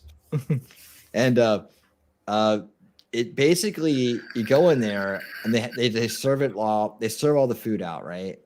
But the tablecloths are like paper, and there's some guy playing music and kind of like just hosting the night, and they're just serving drinks up left and right. The food comes out, everybody eats, right? And all of a sudden, it turns into this great big party. Like people are dancing on the tables. It's like, you know, there's things are falling over. People are in a conga line. Everybody's been drinking the margaritas all night long, and now it's party time.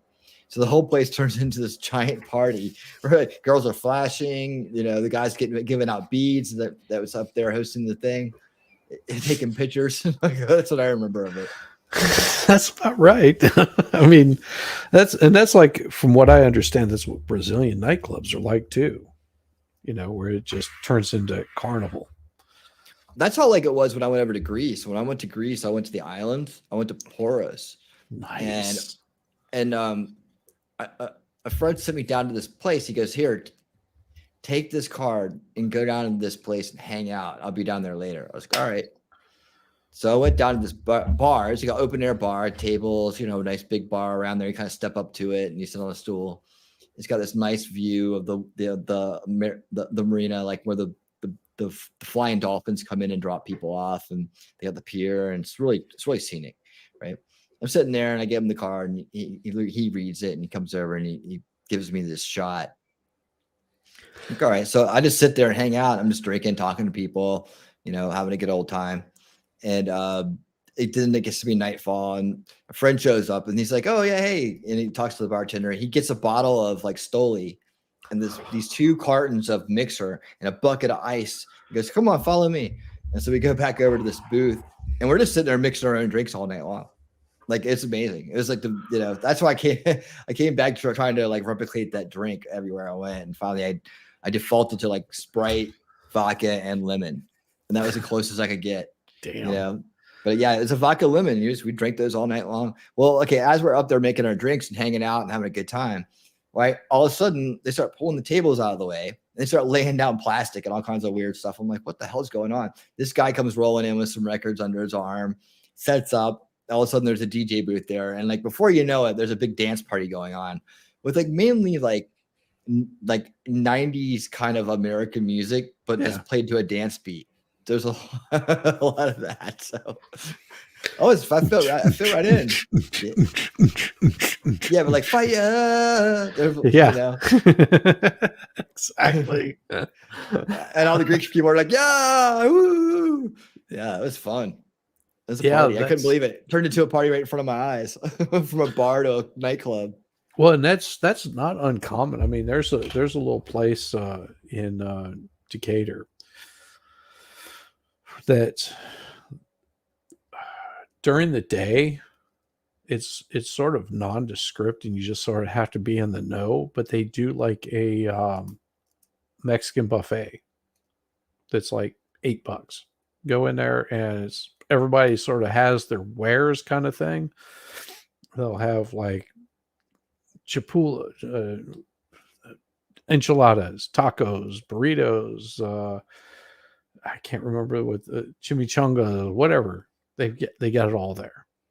And at night, it is like the total like disco bar kind of, you know. Yeah. If you've never been to a Mexican dance party thing, it is a sight to behold. It is absolutely the coolest. Like people doing Mexican hat dance, and it is all about getting the grind on. All about getting the grind on. It is an absolute party. I would always suggest it. I would always suggest it. If you ever get a chance, go to a Mexican bar and just watch them party, because it is going to get off the rails crazy. I love them. Love them. Yeah, man. Definitely got to do that. I'm really interested in the Brazilian place too. Yeah, I mean, there's a couple of really good like restaurants in Atlanta that, that's one thing. Whenever my wife and I finally leave, it's gonna really suck in a sense, because you've got like the Cuban restaurant was over on was it not Lindbergh? Oh yeah, no, it was like right off Lindbergh. The one that I know what you're talking about, Vanna's. Yeah, Havana, that caught on fire, and then they moved it over to like right up the street from Plaza Fiesta on the corner of Briarcliff and Buford Highway. Uh-huh. They moved it over there, but and they still have that location there. But they finally reopened Havana, so Havana Sandwich Shop is still back opened up. Yeah, but you get yeah, a Cuban sandwich and you get the mango shake, man. You're set, dude. That is the best like Cuban sandwiches that you could get. Yep. You throw some of that Mojo Creole on there, and you're Yep, they're the very best. How about Fat Matt's Road Shack? Fat Matt's is all right. I mean, it's more legend than good, right? Yeah, I mean, I enjoyed it for the music, because great music. Because we played there a few times. Right on. Yeah. But and people are thinking, because they would think that Fat Matt was this really large, like black guy that worked there, but he was like, "No, I'm not." He would point over to this little skinny white guy. That was Fat Matt. Right? Just like, yeah, no, I'm not him. I'm just I work in the kitchen.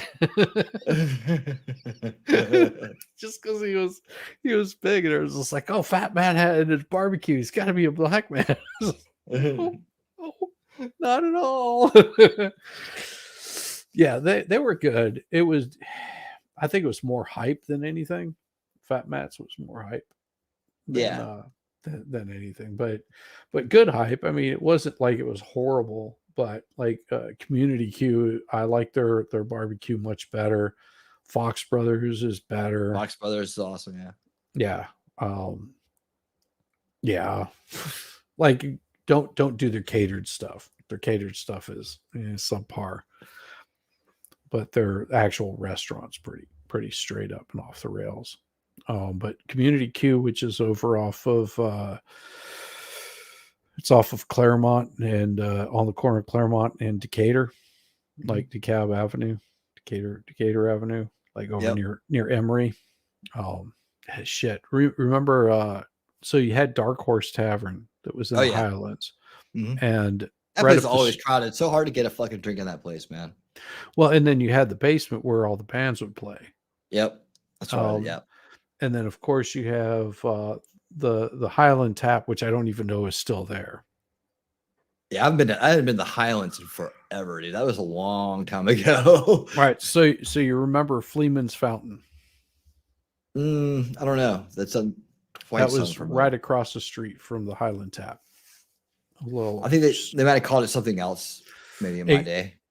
Well, yeah, you probably got there after they closed it down. Okay.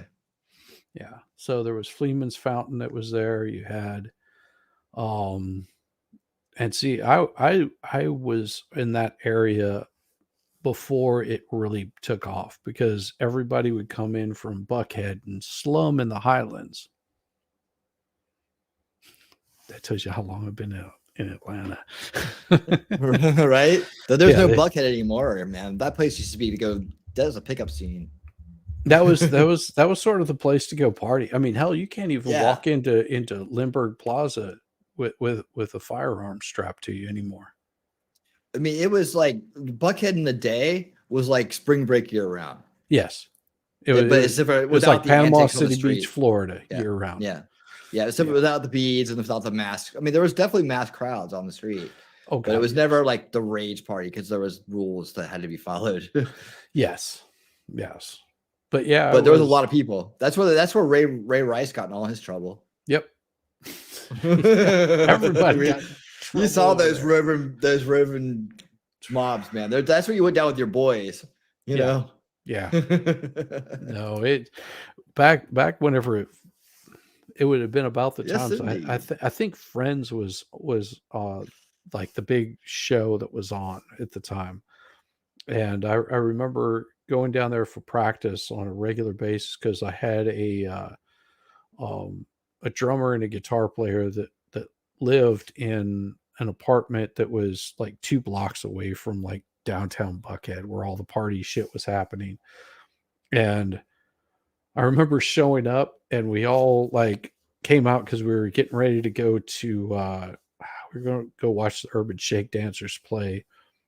And we came out and every single TV was on in all the apartments, and we were looking around. Every single person was watching Friends.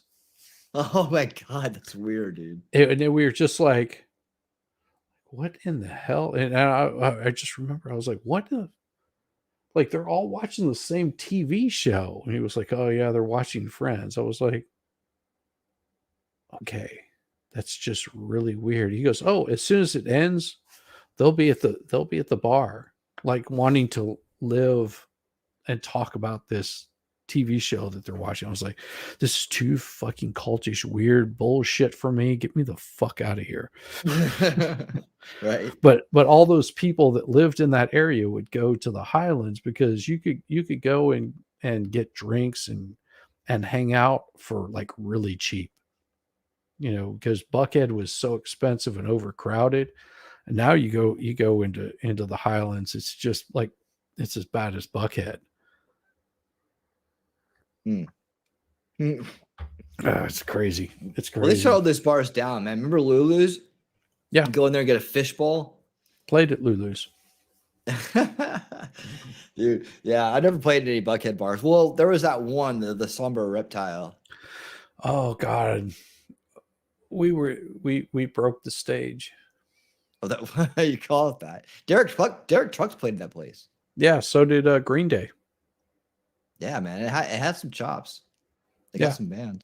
No, we were playing there, and I was on the drum riser, if you could call it a drum riser, and it collapsed on me right in the middle of the set. I still continued to play. I didn't give a fuck. It's like all my drums went. Fuck it, I don't care. You got to keep playing. Got to keep playing. Can't stop. No. Goes over. Oh my God, the drums fell over. Yeah. We played the Somber Reptile and Rec Room on a regular basis. I don't think I know one drummer. Well, maybe I know one drummer that would stop and be like, show's over. But most drummers would just like grab something and keep the beat going. Yeah, that's what I did. Yep. I didn't stop. I was like, fuck this. Whatever. It was a shitty drum kit that I got from Dirt Cheap Music. You remember Dirt Cheap? I don't even know if they're still around. But picked up this drum kit at Dirt Cheap for like $150 or some crap like that. Got a whole bunch of busted ass cymbals. I was like, oh no, they don't even have to work. They just need to go. Dude, did you ever go see God, the guy who does he's like a rockabilly, but he looks like Dracula, but he looks like Elvis Dracula. The name's on the tip of my tongue. You talking about Johnny Knox? No. Hold on. I'll have his name in a second. Dude, and by the way, Link for Ray. anybody listening, when I do get this name out, go listen to this guy. Hold on. I'll get it here in a second. It'll take me a minute. But he used to play down at that Rockabilly bar. Remember the Rockabilly bar? It was a little bit in Midtown. Oh, you talking about in a little 5 Points at the East Atlanta. It was the East Atlanta scene, actually, is what I'm thinking of.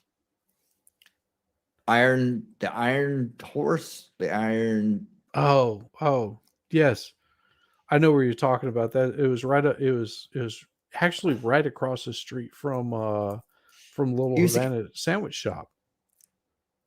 he was like a hillbilly. He was like a hillbilly Elvis, almost Dracula looking dude. I never saw him. No, I know what you're talking about though, but no, hadn't seen him. Keep on. It'll take me a few minutes. I'll get his name. I'm not even gonna look it up. I know it's gonna come back to me. But yeah. Anyways, that was a crazy little scene down there. East Atlanta. I didn't spend much time down there. It wasn't really my thing. Yeah, I mean, shit. I had some roommates of mine that were doing public broadcasting. Like, it was hilarious as shit. They were playing music, and this is before YouTube was like really becoming a thing. They would go down there and record shit and just make weird videos on public broadcasting.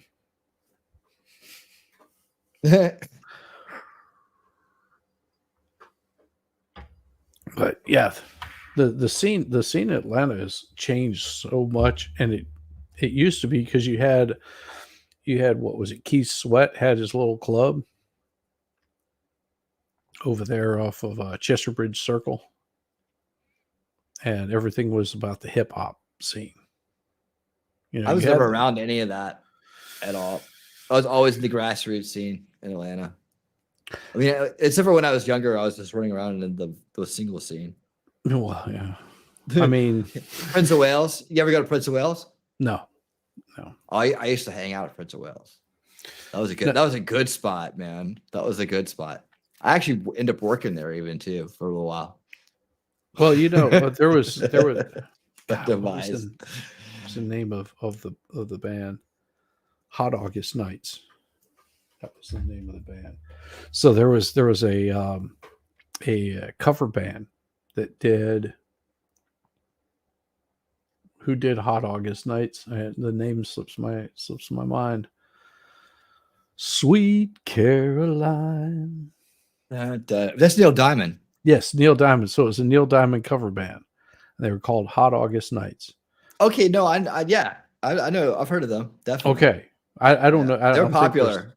I don't think they're still around. I mean, so the bass player for that band was invited me down. He was like, "Oh, you got to come check this out. This is fun. It's an absolute blast." And they were playing in Little 5 Points. I can't remember the name of the bar that was down there. Little 5 Points. It's been forever. Oh, let's check this out. Watch out. The man, the myth, the legend. Ladies and gentlemen, Cool It's Frog. Cool Frog.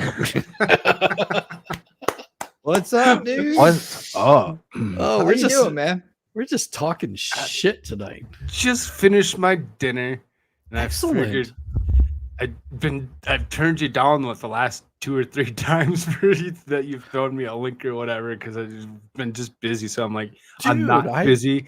I should stop in and at least try to say hi because it's just rude. No, I completely understand. That's why I was like, whenever I send out invites, I'm just like, you're welcome to come by. I don't ever get worked up or anxious about it. I'm just like, I hope everything's going okay. And then I look and I see, I'm like, oh no, they're actually really, really fucking busy doing content. I completely understand. So much content that I've been trying to produce. And I was like, my wife just asked me a couple minutes ago, she goes, "Are you going to go live tonight?" And I'm like, I'm not positive that I will. And she's like, "Are you not wanting to?" I'm like, there's a big party going on, and there's just like most of the, there's just so many people that are already busy doing things. I don't know. Maybe depends on how I feel. Look, later. I've got. If you started up a stream, I literally have 5 people watching currently. Right. I've got 1 over here on YouTube, and I've got 4 over on Rumble. And the reason, half the reason that I'm like, I don't know, is when I'm looking at it is I'm sitting in a room with Grim, Madcore, and Nerd. Moose is around. I don't know if he's sleeping or not. And then Beautiful's got her party going on. She's currently has 6 people sitting in there. At one point in time, had somewhere up to about 10, 15. Nice. I mean, everybody really has a lot of thing going on right now. So it's kind of hard just to be like, well, let's stop and do that. Yeah. I mean, I know the expert has his show going on tonight. Right. And I actually was going to head out, go over there. And I was just like, well, shit, it's a Friday night. And Yeah, I man. just was like, I have people over. yeah, I was like, let me just throw out the invite and see who all wants to jump on. Puffer P was on here earlier. Yeah, I seen hanging it. out. That's awesome. Yeah, the little one's got all pukey. So oh no, she was like, I gotta go. I was like, I gotta right. go. They're all pukey. That's gross. It happens. It happens. That's one of the worst. Oh, dude, trust me. I've had to raise, little brother, little sister, and the pukey and like really bad diarrhea. Never fun. I did not realize that kind of odor came out of children. Maybe that was one of my big deterrents of having kids. It's like, oh my God, they're so disgusting. They really seriously are. Even the ones that you think are just the cleanest or that are halfway decent or whatever. It's like if they don't know how to blow their nose properly, they don't know how to, just get that little bubble that's like,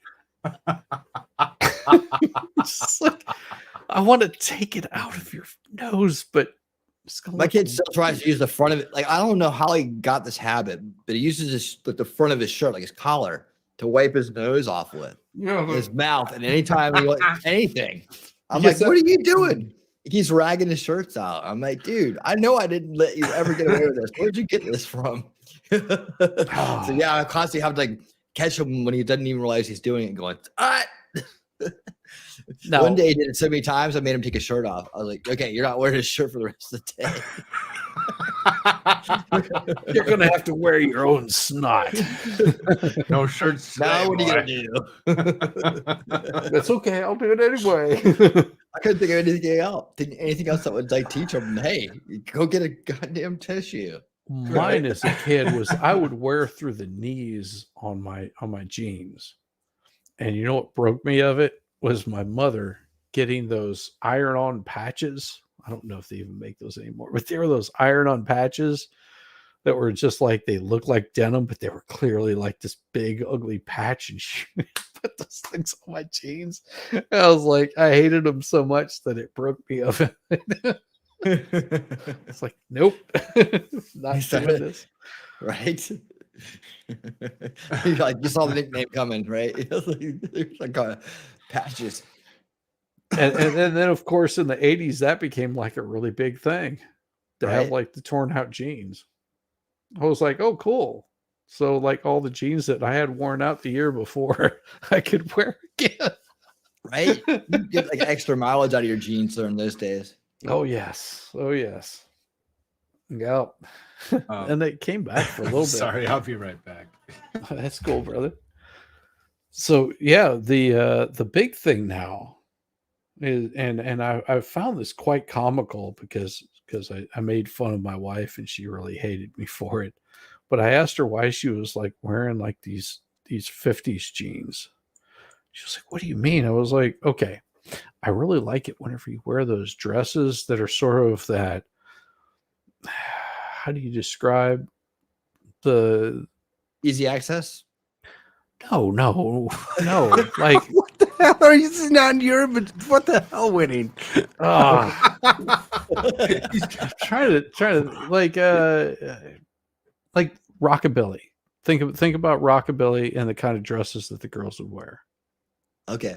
That, you see the dancers, swing dancers. Okay. Whenever she wears something like that, it looks so hot on her. Just like, and then so I have to think, what? I have to actually Google this because I don't know. Okay, give me a second.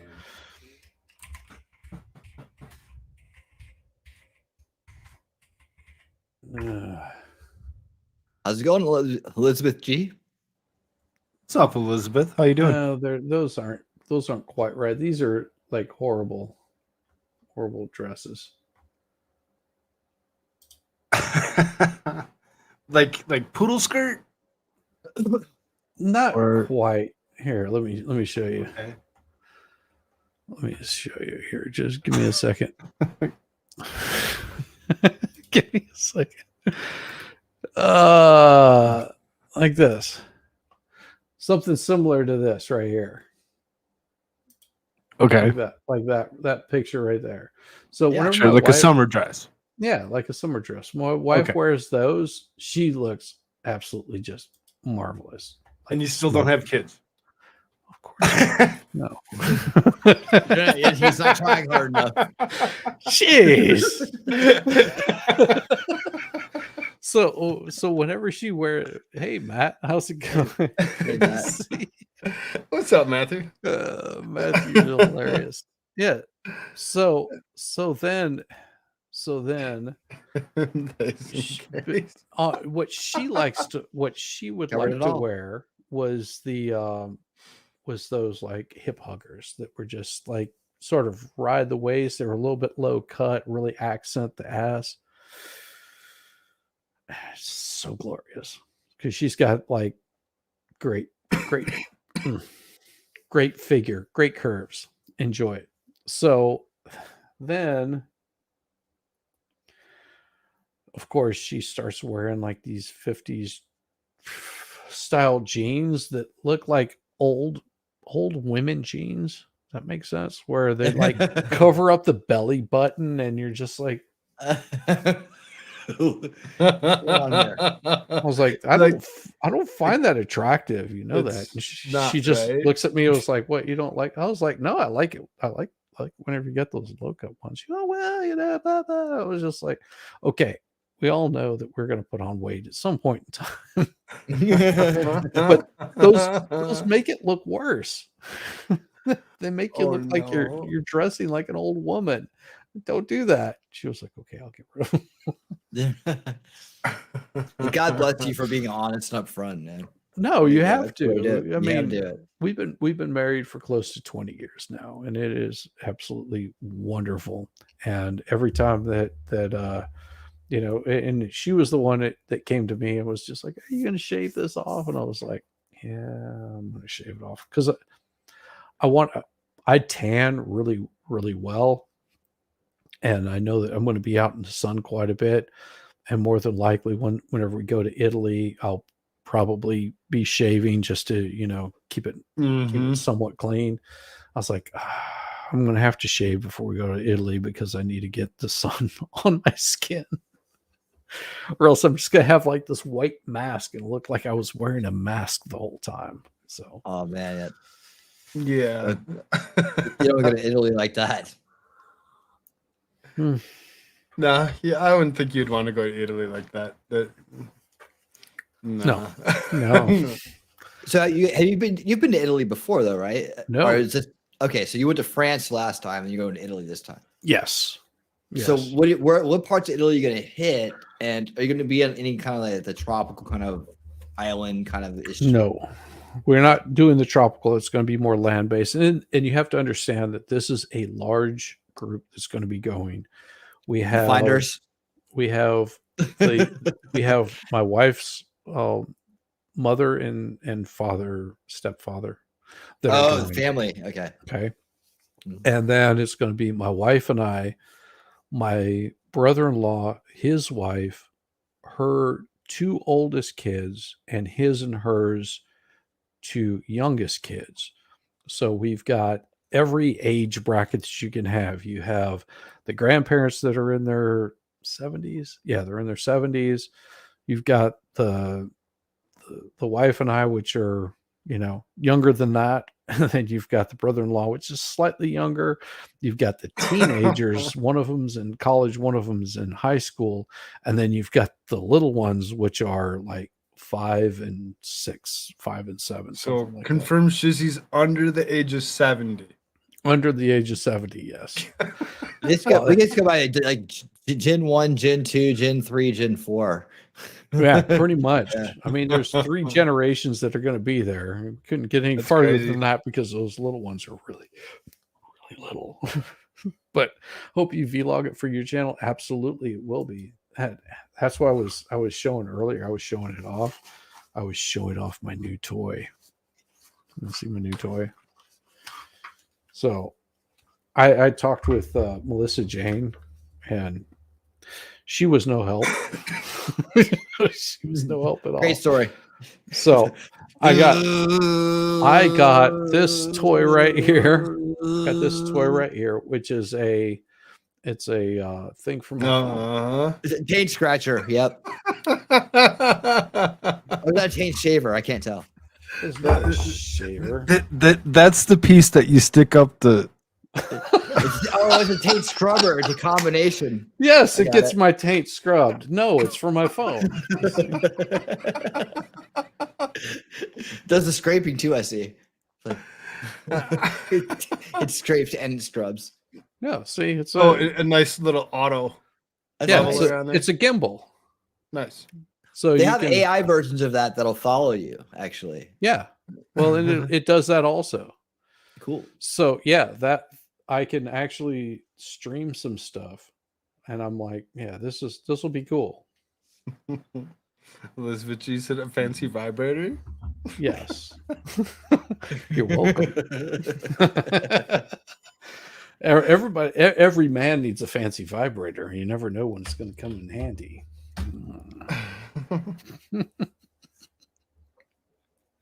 Not for me, you silly fools. God, jeez, sickos. Yep, all for you. It's for her pleasure. It's ribbed for her pleasure. Damn it.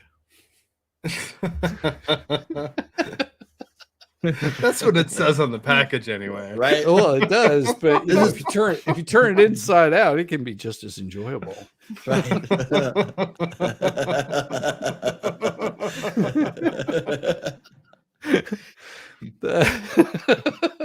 Sorry, that's so bad. It's an old, worn out joke like me. Oh man. Jeez.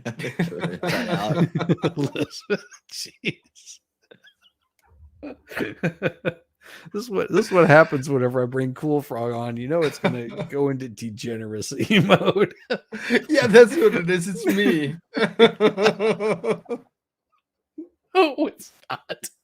You know it's not. Oh, jeez. No. So yeah, the Winning's all sitting over there silent, like, yeah, it is.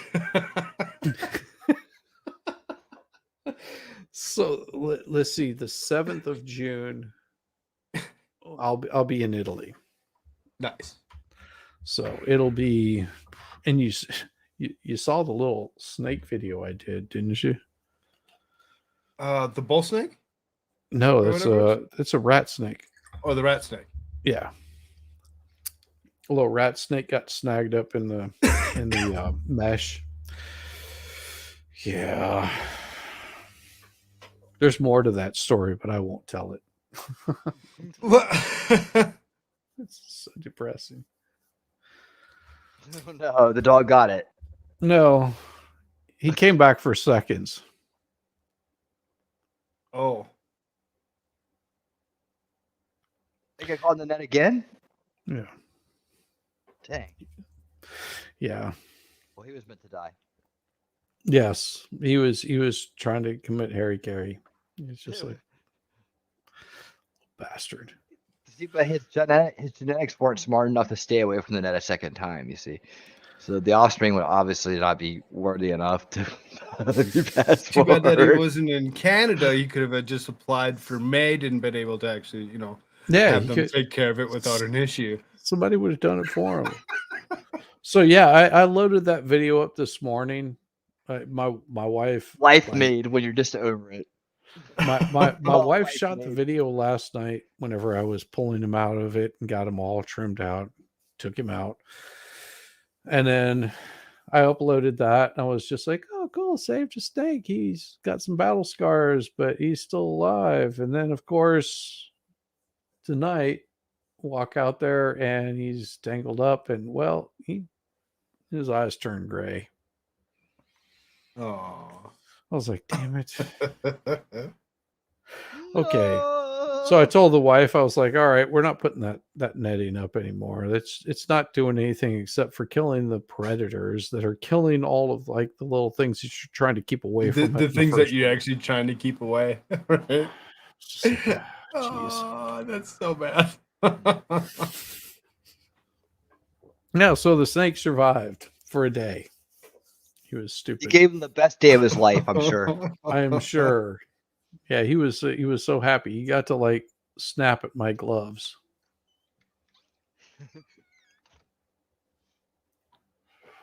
Idiot. No, we last year my wife You killed. should never name him. You should never have named him. I didn't. That's what it is. You shouldn't have named him idiot.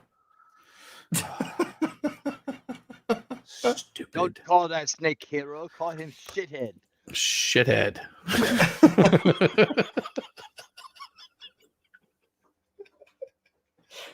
Shithead, get over here. No, she puts this netting up to keep like rodents away from strawberries and tomatoes and blueberries and crap like that. And it never works out. There's always like a bird getting caught up in them or some other crap. I'm like, why do you keep Well, back putting in the these old up? days, you could just eat them, you know. Anything you catch, you got to eat. That's pretty much it. Yeah, catch a snake. Snake is actually pretty good. Like rattlesnake. Oh man, that is like some good food. Like you can get a bunch of those out in New Mexico. Well, the only reptile I've ever had is gator, and I had gator on a stick, and like I got it in New Orleans, like at Mardi Gras, Yeah. from one of the vendors on the side of the road. Mhm. And yeah, that wasn't a good idea, especially since all I'd ever, only thing I had in my stomach was like freaking hurricane, right? From like all day long and all night long. No, that's never a good idea. Yeah. No matter what. No, just the hurricanes itself. It doesn't matter. It's just like Oh, dude, I got some funny stories about from New Orleans, man. Think about hurricanes. Okay, like here's the total like fucking. Okay, day drinking. All right. So inside of like it was like this inside bar that was like outside. So you went into the courtyard of the bar, and everybody's in there. It's Mardi Gras, right? Everybody's in there. Everybody's packed in there. Woo! Got sunglasses on, beads, everything from the night before, right? I'm standing on top of this, like what would be like a pot, like literally like a elevated kind of like round pottery thing, like where there's like a there would be a garden in the middle or something. Yep. But people were just standing up there, right? So I'm standing up there and I'm talking to this chick, and I'm talking to her, and I'm just like at this point I'm like a day in, right? So I'm like fully blown Mardi Gras mode. Okay, mindset, language, everything. I'm completely adapted, right?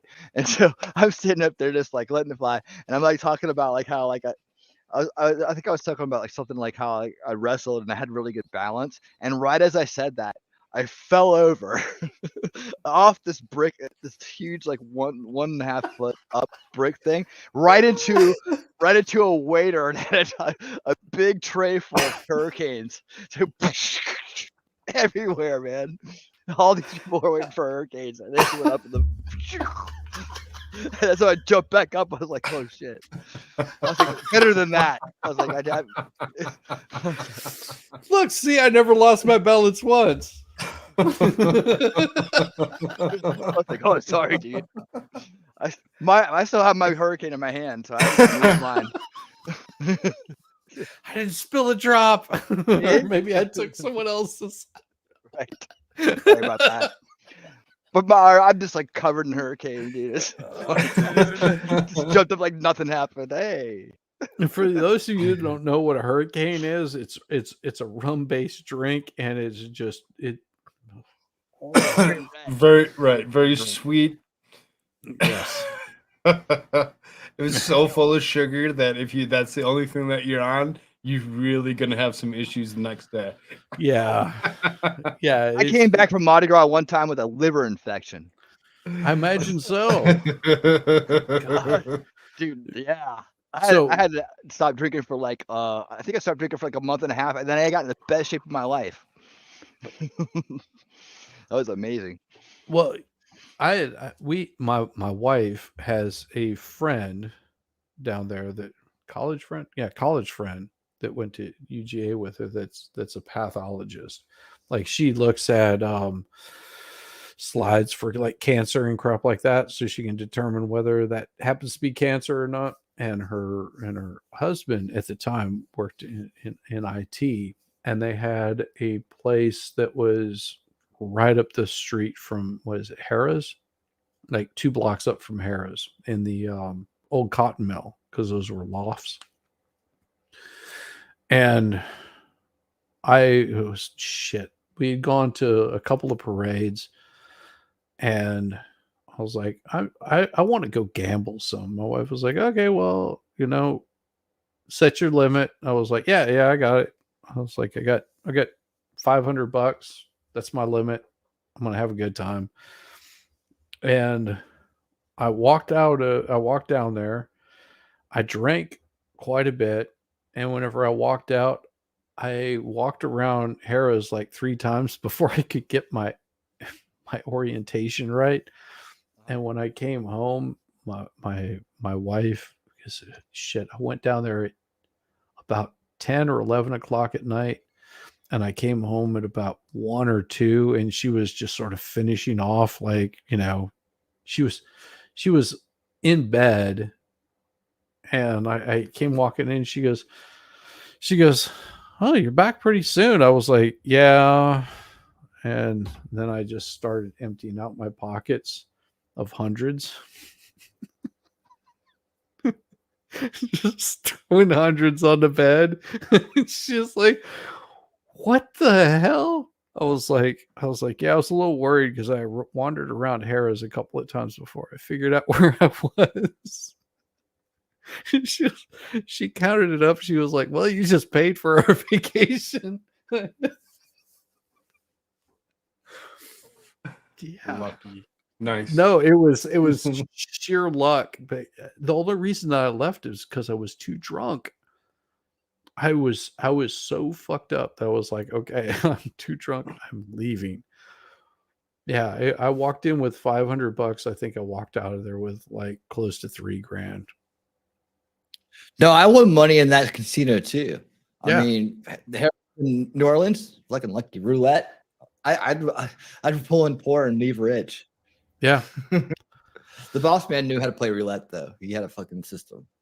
Well, I was playing. I think I was just playing blackjack. That's all I was doing, just playing blackjack. And they just kept like giving me drinks. I was like, okay, and I just kept drinking. And every time that I would win, I would take those winnings and I'd put them in my pocket. And so all these little like tokens are showing up there, and every time that I would lose, then I would pull a little bit more out of my other pocket, and until that $500 was gone in my right pocket. Whenever the $500 was gone, all my winnings were in my left pocket, and $500 was gone, and I was like, okay. And then I went and cashed it out, and they were just like, counting out all this money. I was like, oh, that's a lot. I'm really fucked up. I couldn't focus on it. I just took the money and stuck it in both pockets and walked out. I couldn't figure out how to get home for like 20 minutes. Yeah. And I did the same thing in Vegas. My biggest win was actually at Caesar's Palace. And that was insane. I sat down at the poker table, and I had a straight flush, and dude kept on like wanting to raise it until he went all in, and was just like, okay. So I showed what I had, and it was just straight flush. Dude was like, no fucking way. And he like goes and gets some more money, comes back, sits down, and continues playing. And I was there for my bachelor's party, and my best man shows up, and I'm sitting there with a straight. No shit, a straight at the very end of this thing, and I'm sitting there, and dude just keeps fucking raising it. I'm like, I call, and he would raise and call, and he raise, and fucking call, and I'm just like not saying anything. I had Bell's palsy too. That's a different story. But I'm just sitting there, just like, okay, dude, this is stupid. This is crazy. Dude's not gonna fucking go all in. He's not that stupid. He fucking goes all in again. I was like, fuck, okay. So I put in there what it was, and I'm sitting there, and there's a large fucking pot there, and I'm just like, okay, go ahead. And he flips over his cards, and it's like 4 aces, and he was just like, fuck yeah. And I was like, all right, well, and I show it, and he's just like, you've got to be fucking kidding me, you son of a fucking bitch. And he's just like, God damn. I was like, all right, I gotta go. I pack up, and he was just like, oh, come on, man, give me a chance to win my fucking money back. You're so lame, you won't give people a chance to win your money back. And I just looked at him, I was like, dude, I give you a chance twice, you already lost. And the whole fucking table busted up laughing. But yeah, that was the best. That was probably the best winnings I ever got. And I don't think it was 4 aces, like 3 aces or some shit like that. Yeah, I was about to say, how did you beat 4 aces? I'm trying to work that out in my head. I had the first one, I had the royal flush, and the second one I had the straight flush where it's all like clubs. Same suit. Yeah, all the same suit. Yeah. Nice. Yeah. He was pissed. He was really pissed because it was almost like a replay of earlier, and he really wanted to win his money back. And it was weird because they had the international, poker championships. So there literally was no fucking people at the tables. There was maybe 2 tables in Caesars that were open. It was like middle of the day, and all the guys were shopping for their wives and shit. And I was like, I just want to say that I played at Caesars. I don't even care if I win. It's just like Elizabeth G has a good story.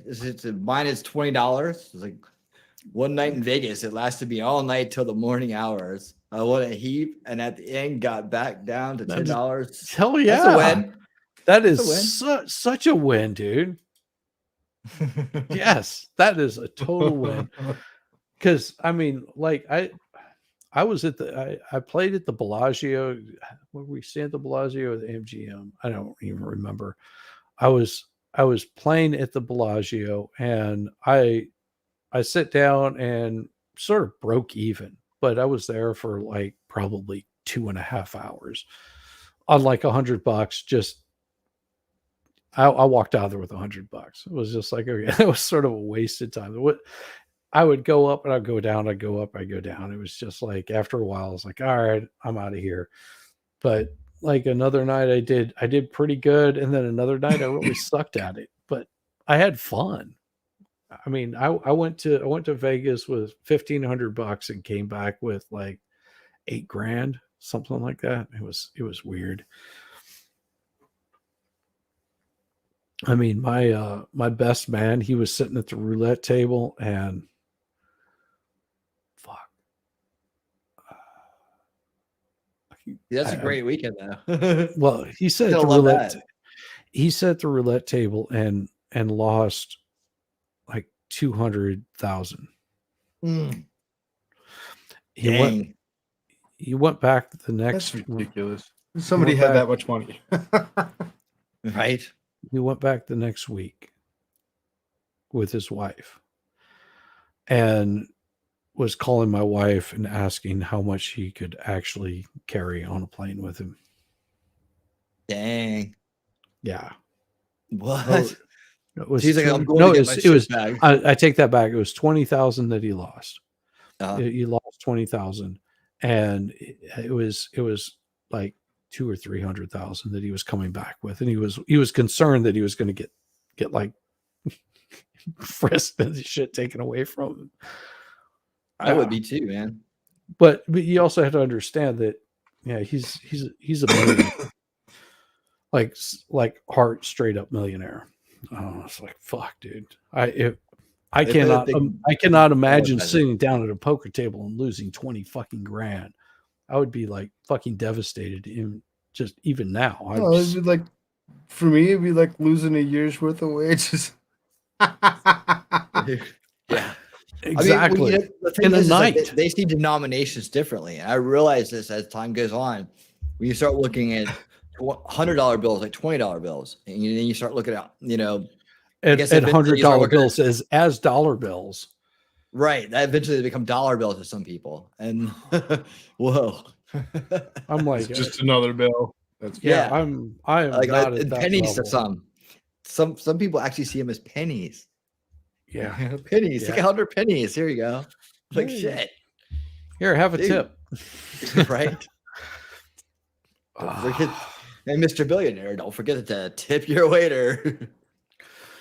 Oh, tip your bartenders and waiters, ladies and gentlemen. That's I just it's at that level you're just going, that's so much money that I can't even do it. Nope. I stay out of those games. Stay out of those Right. games. Yeah, that is a perception though. It's like, the only way to identify with it is to think about it in the denomination sense, like, and they see like a $1 bill, as a penny. They can kind of grasp where they're coming from when they just throw out these large numbers because they have that much money. Yeah, and it was, what was it, back in the 80s or the 90s? I think it was in the 90s that there was an analogy put towards how much Bill Gates was worth. That for him to see $100 bill sitting on the ground, for him to reach down and pick it up, would cost him more as how much money he was making per the amount of time that he was to pick it up. He would actually be losing money. It's like, it's a whole nother world. Guy in Tassie made a fortune out of online gambling. David Walsh, good read about him. Yeah. See, this is one of the reasons why I don't do the gambling thing. I mean, if it's for you or not. That's the way I feel about it. It's like, if it's for you. People who are doing it are good at it and they got good luck.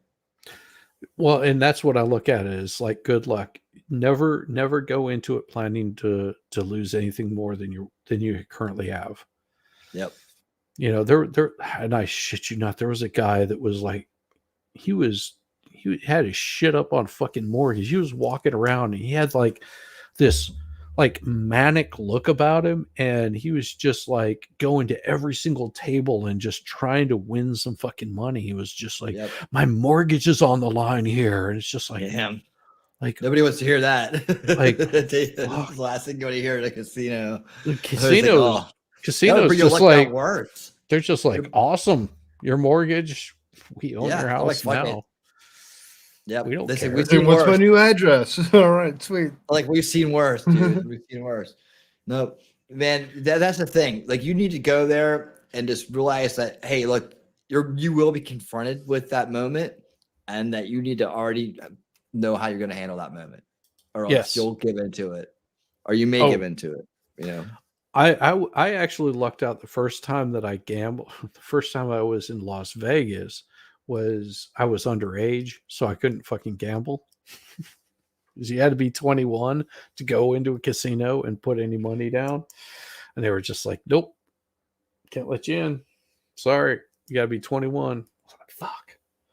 And then the first time that I actually did gamble, I went with this old guy. And he was the one that taught me the little trick about putting your winnings in one pocket and your losses come out of the other.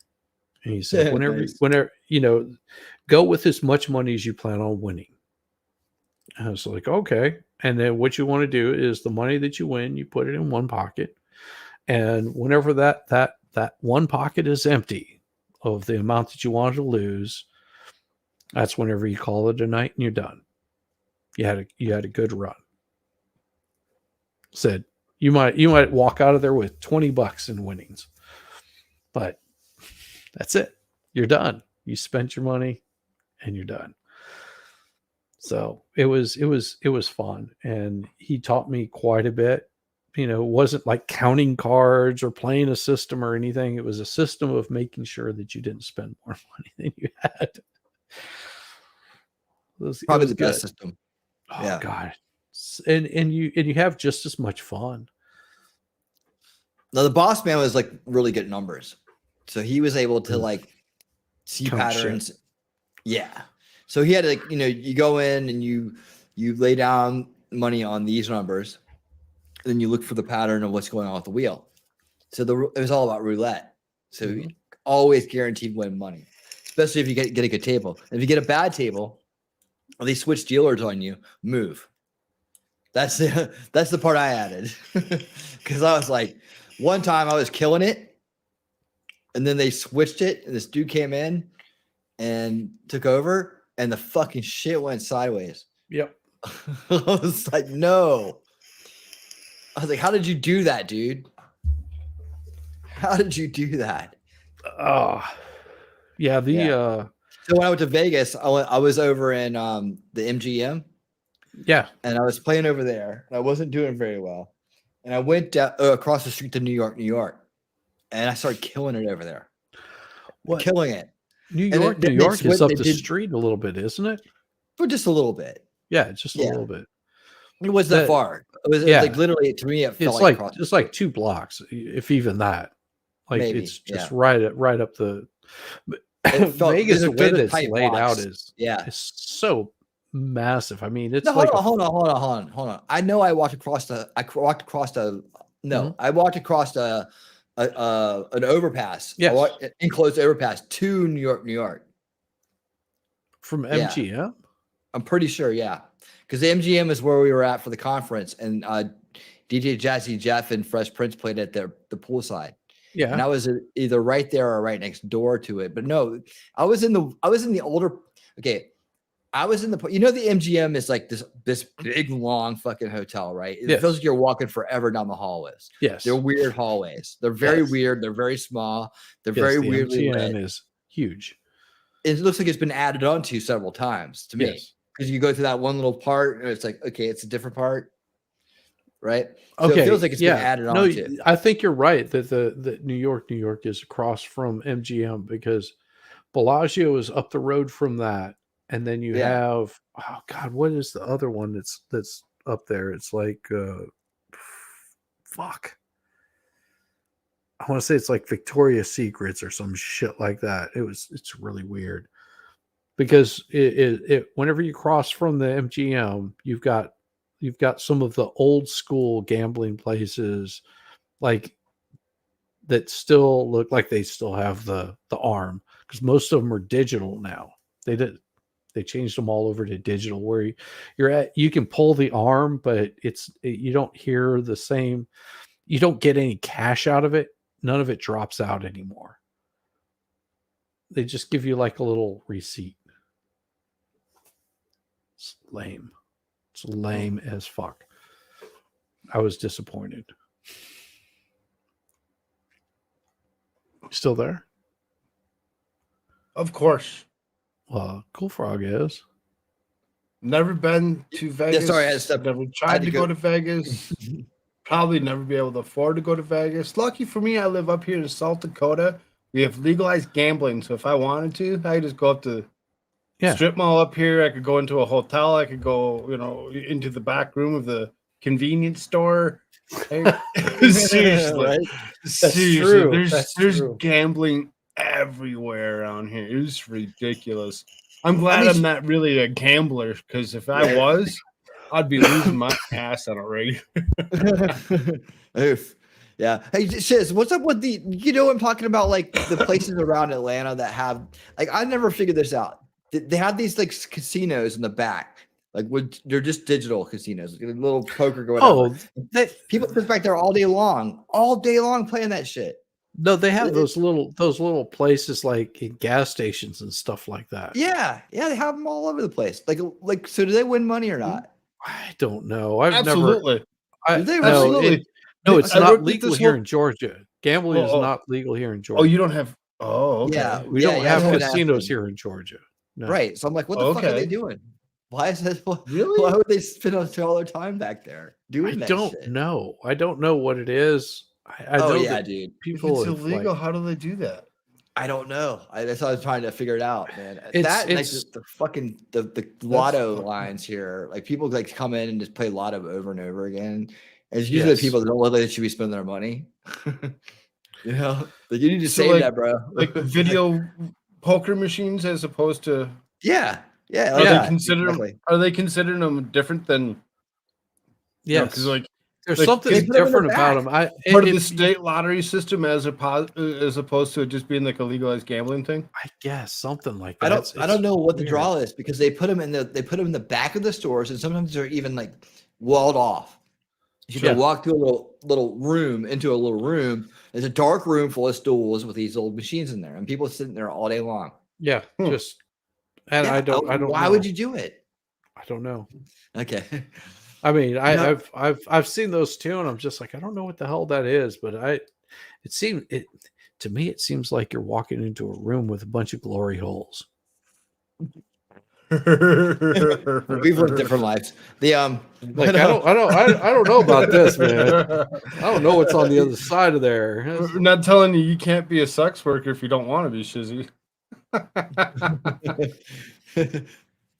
you said there's a phone.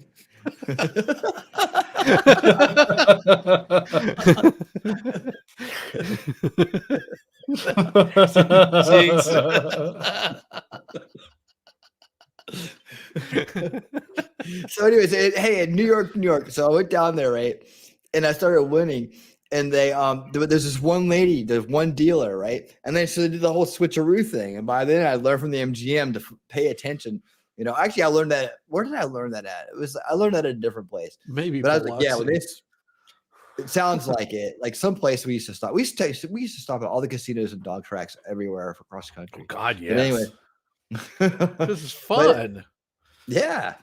I Yeah, mean, you definitely. can walk in with $20 and walk out with $20. Then you're good, or just spend a few hours. Just it's like entertainment and free drinks. Oh my god!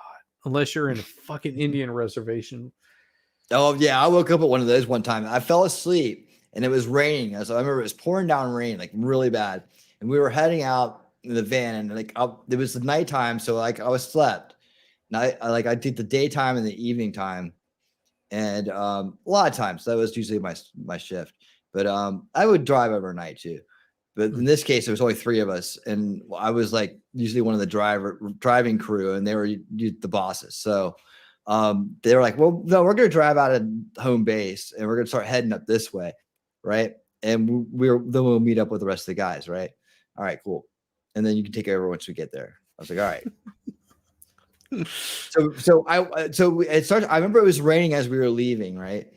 And when I woke up, we were in this weird place, and I was like, "Where the hell are we at?" And I think this is the first time I'd ever been to a casino, and I was like, "Where the hell are we at?" I was like, I couldn't figure it out. I was like, "Okay, yeah, we're gonna stay here tonight. Yeah, we're gonna do that." And so we walked in, and like all of a sudden, boom! I was like in the middle of this like Indian casino, and I had no idea where I was at.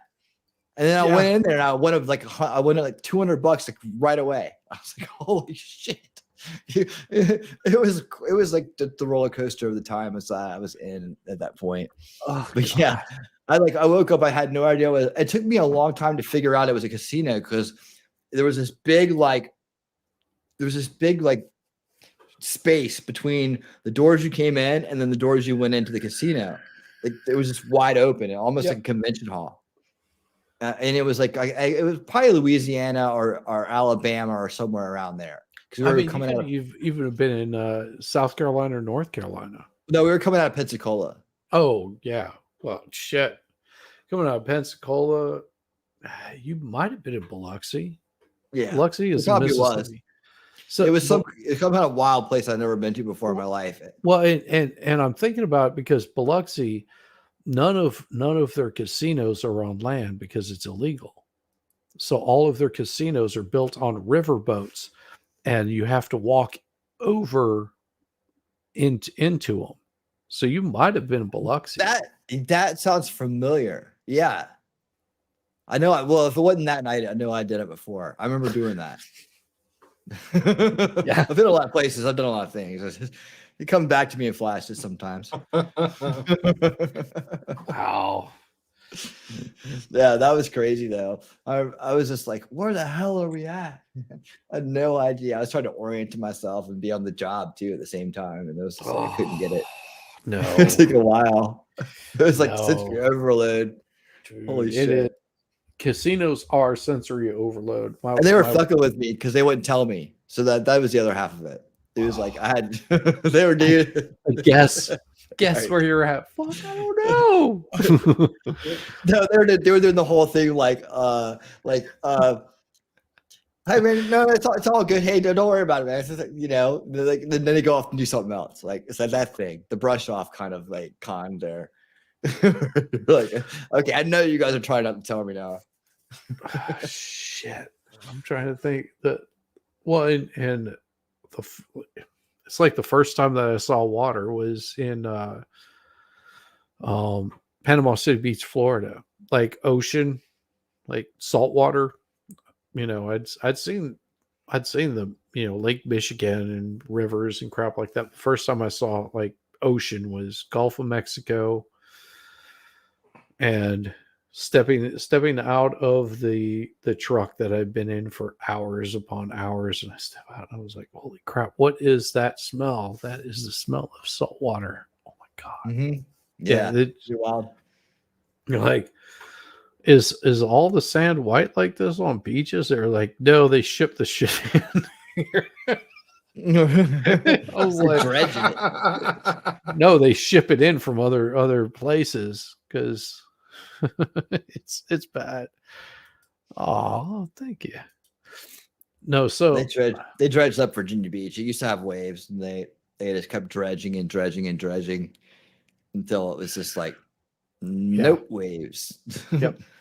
Used to be home of the East Coast Surfing Championship back in the day. That's true. Yeah. That's true. Yeah. Like, well, and they consider West Palm. They consider that area, Panama City Beach, Florida, a redneck Riviera. Oh yeah, I've heard that term many times. Oh, yeah. it is. And it is. I mean, it's just like it Come is. on down.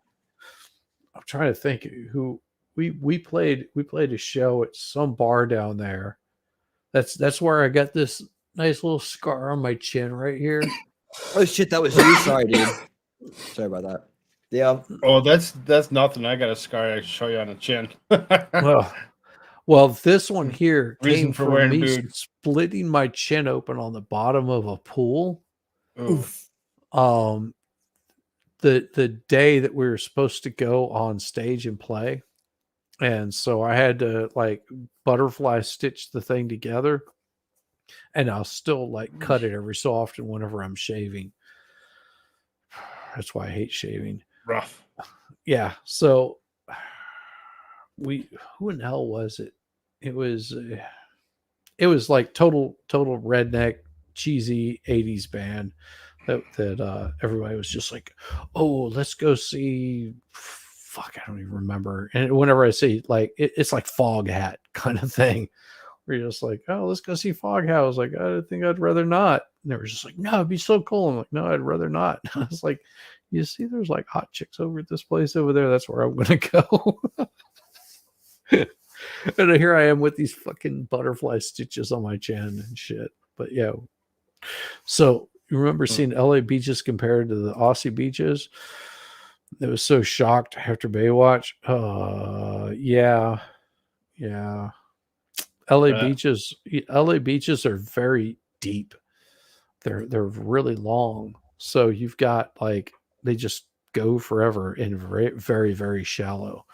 And Australia is where my wife and I wanted to go actually dive the barrier reefs. That was our plan in 2020.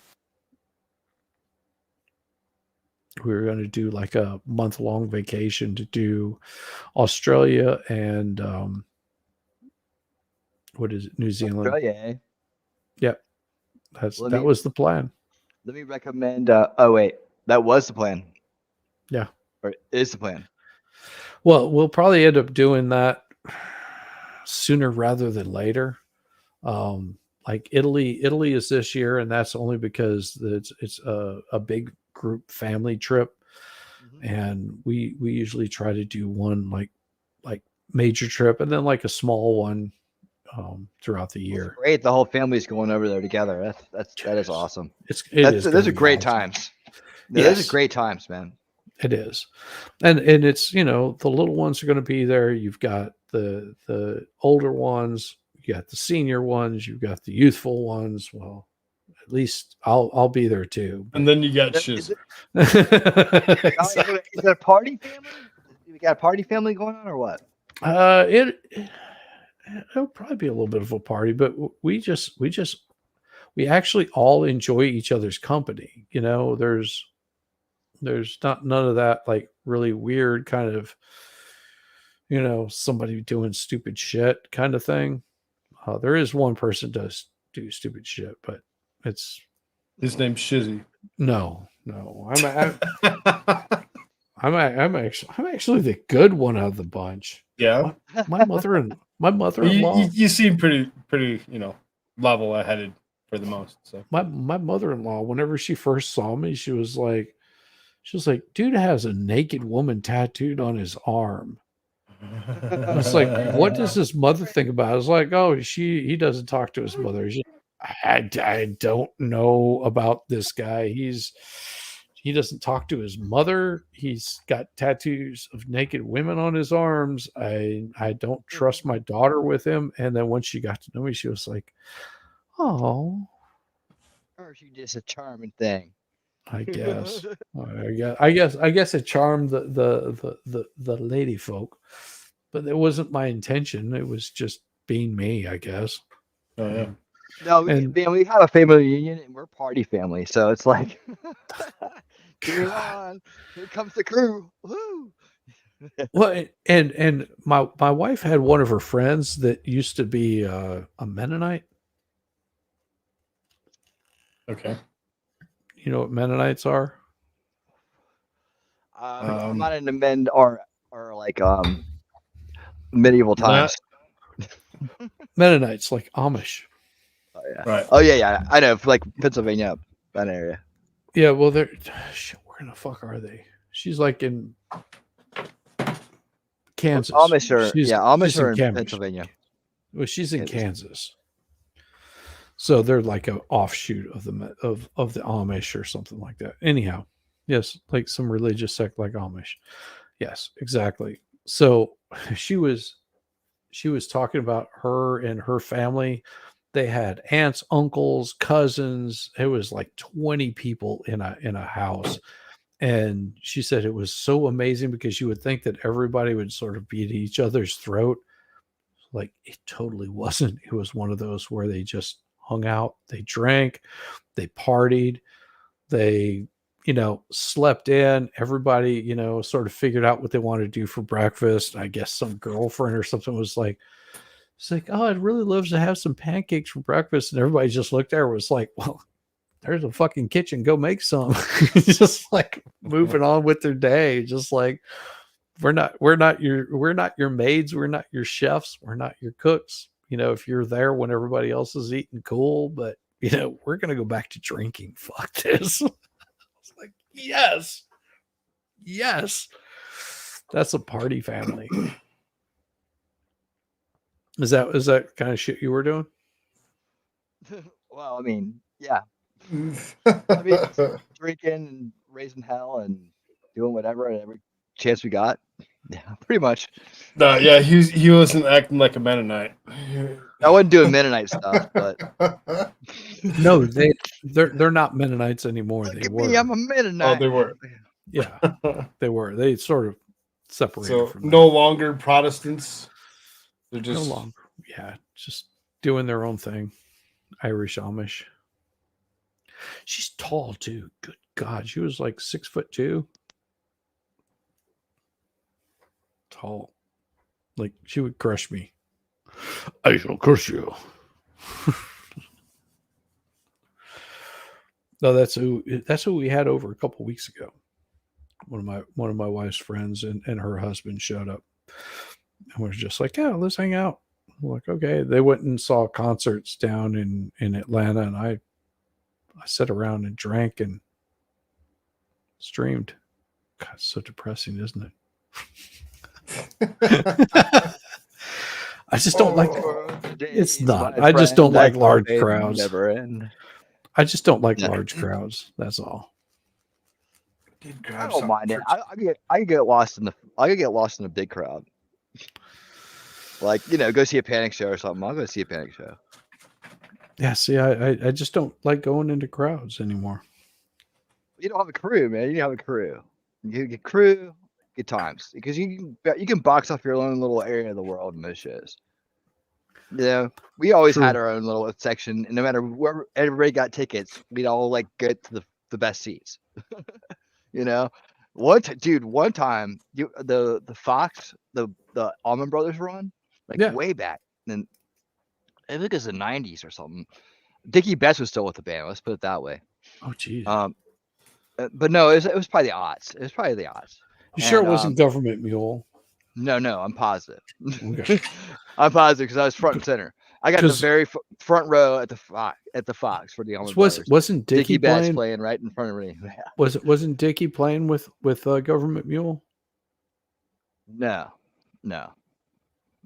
I mean, if he was, it was something recent that I don't know about. But that would be epic. I would go see that for sure. Who was the bass player for Government Mule? Well, okay, they had Alan Woody, and he died, right? Yes, that's what I was thinking. Sorry. Yep. And then there was a Dave Schools was in there for a little bit, and I think Todd Smiley too, if I remember right. Yes, but I think Todd might have got the gig, or no, it was some other guy that got the gig though. Well, Todd was playing I think he was playing with Government Mule, and then he went over and was playing with Derek Trucks. Dude, Todd and Derek are best friends. They grew up together. Yeah. He was originally the bass player in there, and then Ted Pecchio was there for a while. And then Oteil, I think, and then there's a variety of bass players, but yeah, Todd Smiley was his boy. They're best friends. Todd came down to yes, he is. Todd came down to Northside Tavern, and him, me, and John Schwanke were all talking about doing a song by Spinal Tap, Big Bottoms. Oh, cool. Yeah, it was like, why not? We got 3 bass players here. We could do it. Oh yeah. They just didn't have enough amps to do it, so we ended up not doing it. But it was you fun. drinking? Yes. Fuck yeah, I'm drunk, dude. Okay. I'm drunk as shit. I'll take one with you here in a second. I'll show you what I got here. What do you got? I was because I got paid, so I'm like, okay. I just got paid a little bit of something. Well, the other day I did. Got me a pocket full of Show change. with the eyes on. Nice little bit of monkey shoulder. Monkey shoulder. I got the Woodford Reserve rye. All right. Nice, brother. Nice. I'm gonna actually take a shot of this because I'm like, yeah. Let me know whenever you're ready. Well, and I know the winning. He's drinking the sparkling water. I'm drinking twisted tea. Yes, twisted tea. Twisted tea. It's like I'm on like 4th. Yeah, I'm on like. Let's see. I started down really fast. I started here this morning, or this afternoon, this evening, and I'm here now. All right. So, yeah. See, I haven't touched. Yeah. See, the last time I actually drank whiskey, I think most people remember that day. I don't, but I'm sure you do. Oh, if they don't remember that day, it's recorded. I'm pretty sure that there was something that didn't go right after about 3/4 of the Oh, that's a reserve. That was a projectile day, right? Yeah, that day. I think I saw that. That was beautiful. Yeah, it was beautiful. He's right out of back to college. No, I know where my He's cutoff out of the point room is. for the moment. So here you go. Cheers, brother. Cheers. Cheers.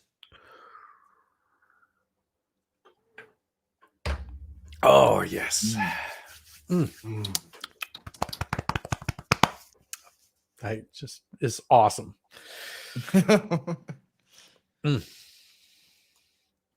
Yeah. There you have it. So I get that every time, Elizabeth. That's So- some beard you got there. that is a glorious beard. You gotta I mean, love it. And you guys have known me for a while, and my hair seriously, this is like, I'm like, holy crap, it's long. Hey Tad, how's it going, brother? Tadpole. Mine's down to like the middle. Mine's down to the middle of my back right now. Oh, geez, mine. I just cut that shit. Yeah, the you're other week. high and tight. Dude. You're back in keep the it military. And I got when I got out of the military, I stopped cutting my hair. So I went from 19 to 20. I was close to 30 before I cut my hair again. I mean, I would get like a little bit of a trim to clear off the dead ends, but yeah, my hair got down like below my ass. Well, not below my ass, but like right above on the hips. And I was like, all right, done. It just got so heavy. So damn heavy. But whenever you got that much hair and you get it trimmed off, you get it cut down, because I went from having it that long to doing it shoulder length, where I could just pull it all back in a ponytail. Whenever my wife met me, she saw me go from having really long hair to going shoulder length, and then I just pulled it back in a ponytail, and then one day I just was like, done. Just cut it all off. I'm kind of hoping that if the day that I decide to actually do it, that I can actually come online and I can grift the shit out of me cutting my beard off. Oh fuck yeah! Because there's going to be so many people that are going to be like, "What? Really? No, what? Really? Yeah." It's like you have to build up to it, just like months. No, I have to ask a question, man. Like, what do you do with that shit during sex? You have to like put it in a ponytail? Because if you're on top, you're pretty much like covering the face, right? Oh, she holds on to it, bro. Okay, right on. Okay, I didn't know. I'm just wondering. Just like, curious. I was like, how does he handle that shit?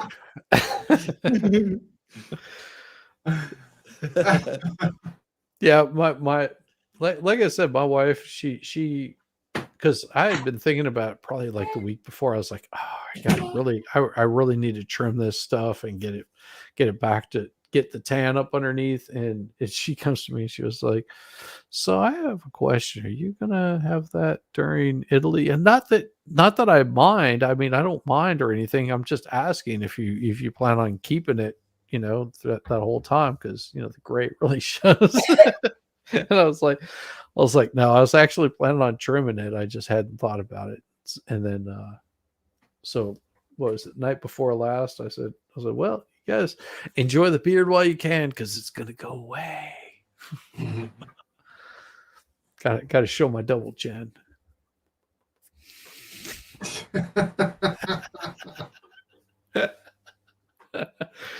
Franken man beard bun. There you go.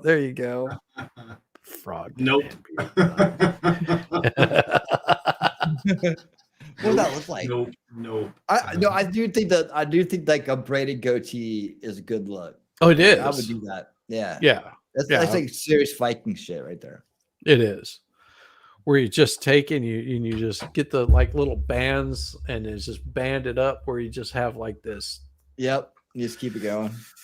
You can do that. So, I mean, if you think about it, it's long.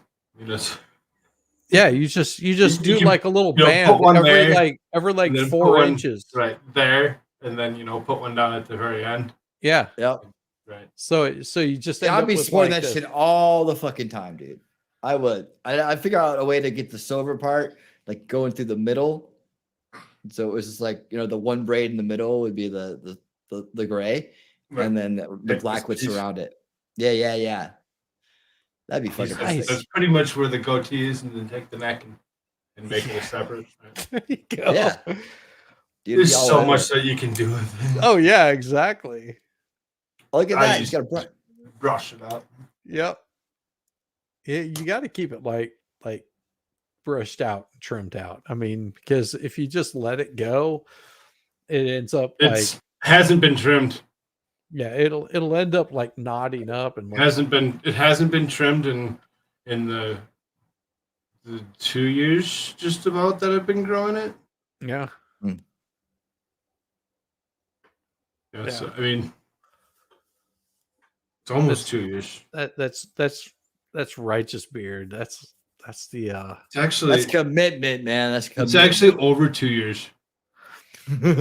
well and, commitment. well and think about this, Elizabeth. Now, seriously, think about this. The only guy that did not have His a last name was beard Beard. in ZZ Top, his last name was Beard. Right. So there were 3 beards in that band. There were 3 beards in the band. That's one of the funniest things that when you learn it or whatever, people are like, "What? Really?" Yeah. These Top was a shit back in the day. Oh. Yeah. That ZZ Top got me a lot of ass. Oh, Yeah. Definitely. Yeah. Definitely. Yeah. Lots. And lots. For whatever reason, that music would just get the ladies going. Well, then they had like a almost like a like a video kind of like series that went along with their music.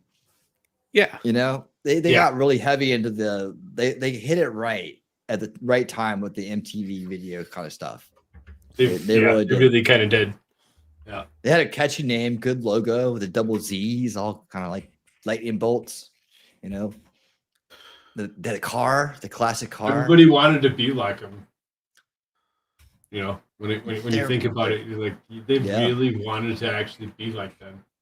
They had the ladies. They had there's all good times. They were iconic for the times, right? Definitely. I saw this the other night. Let's see if I saw this the other night. It was so goddamn funny. Give me just a second. I'll pull it up. So it was. You guys ever watch Meme Copium? Oh yeah. Who? Never heard of him. Yeah. Okay. So you know he's come around, right? He's in a lot of my videos. I've had him on shows. He's had him, or he's been on with them before. Yeah. Oh yeah, definitely. So Came to my anniversary. he showed this the other night. Actually, I have a video out there right now. It's the best of Mean Copium from the Lot of People Getting Weird series. Meme Copium was so damn hilarious. But he played this the other night. It's awesome. You gotta watch it. Yeah. どうしたの？トールさんが避ける組咲いてる時の顔が好き。そう。もっと長く見てたいな。Long, long, my...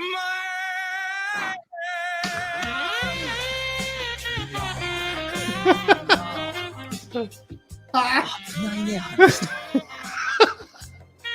避ける組対長い避ける組。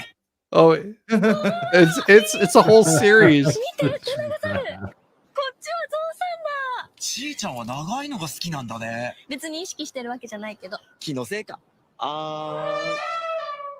Long, long, my...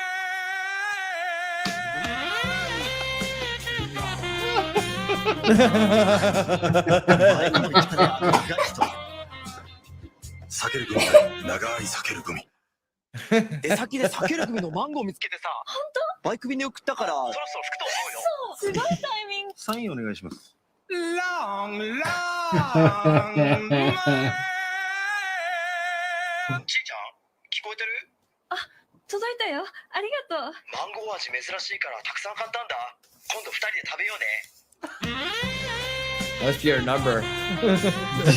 Time. Can't read. Try to use numbers. 長い避ける組。それ触ってみてもいいですか？どうぞ。長い。これどうやって咲くんですか？こんな風に。So long. Long, long, my... すいません。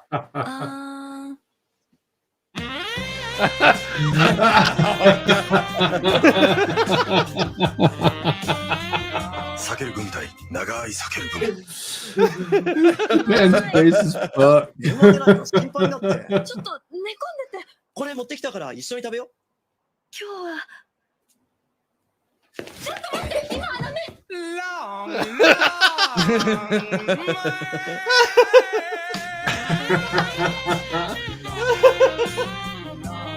Oh, it gets worse. あいつが来てたんだ。避ける組対長い避ける組。ちいちゃん、どうして俺じゃなくてこいつなんだよ。それは。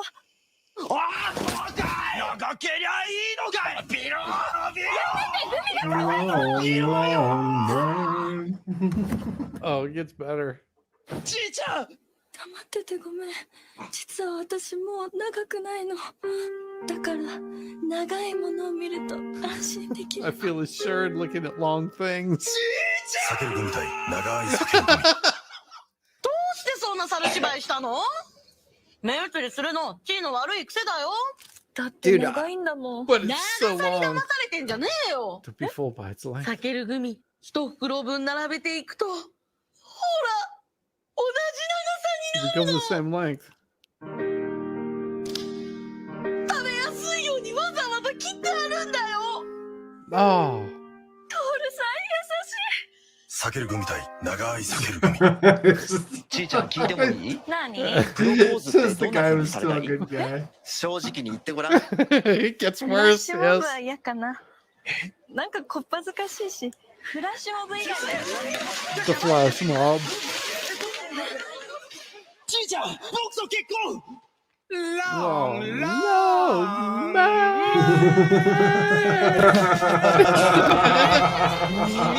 This is a long, 避ける huh? 組対長い避ける組。ちいちゃん。ダメ。結婚式までお預け。 Until we're married. おやすみ。おやすみ。 long, long, my... こちらまで。どうして？は？すいません。やっぱり忘れられない。避ける組 Get 対 him. 長い避 That ける guy better get paid a fortune for being the short 組。じゃねえ dude. ぞ、はたぼうよ。 A long car is coming. Long, Oh, long, man. This is going to be so bad. You have no idea.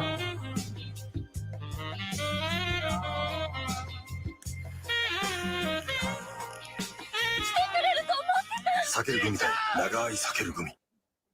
私、長い間あなたのこと待ってたの。トールさんごめんなさい。私のことは忘れて。分かったでしょ？私はひどい女なの。ああ、もうやだ。どうしていつも俺の前に現れるんだよ。一目見た時から君のことが。 long, long, my...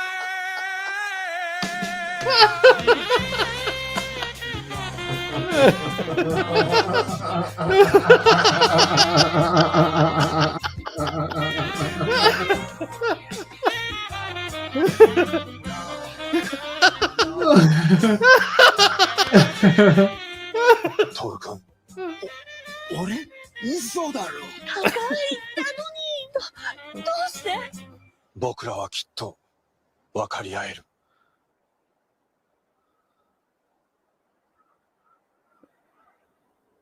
触ってみてもいいですか？みんなは避ける長い付き合い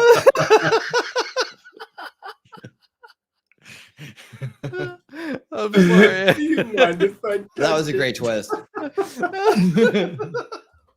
I knew how it was going to end. I was like, oh God, this is going to be so bad. Long man. So bad. So good at the same time. Ah, Yeah, the guy who played the short man, he should get paid. God, yeah. Imagine he did. He should get paid because people are gonna recognize him. Oh, you're the short man. Oh, you sure, man? You like a guy? I'm not the short man. Yeah, I'm not little the short- small. I'm not your typical Japanese man. No.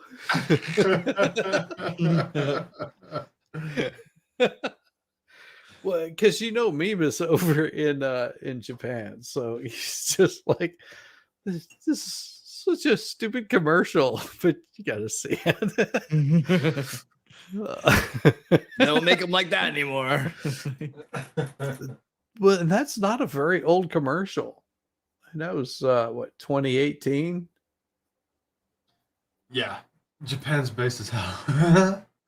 On some things, yeah. They really are when it comes down to some of the shit that they do.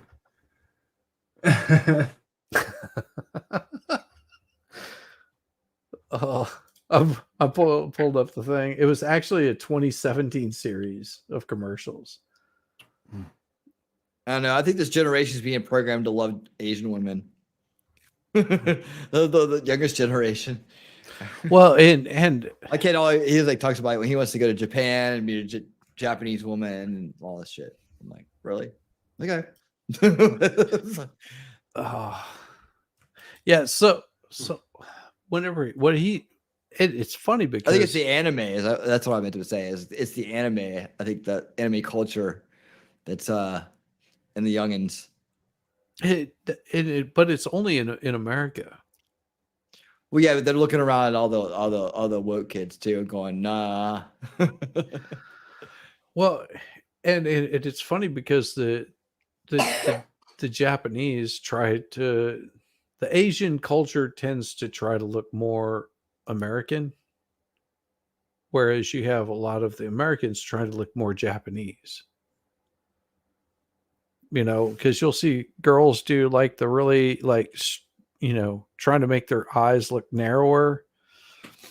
And then you've got the Japanese girls that are getting like eye surgery to make their eyes show a lot more. It's really weird. Japan is the last bastion of humor. No, it'll get to them eventually. We just hope that it takes a while. We just hope it takes a while.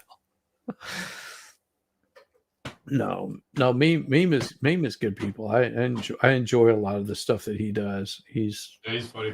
Yeah, he's awesome. You and Max together are great. Oh God, yes. Two of the most talented actors I've ever worked with. If you've seen any of my work, you've seen them. I've directed them in many, many films. And just not together. Just not together. Just not together. They're together, but not like that. Yeah, well, like Tokyo Grift or like some of the Battle of the Band stuff from A Lot of People's Getting Weird.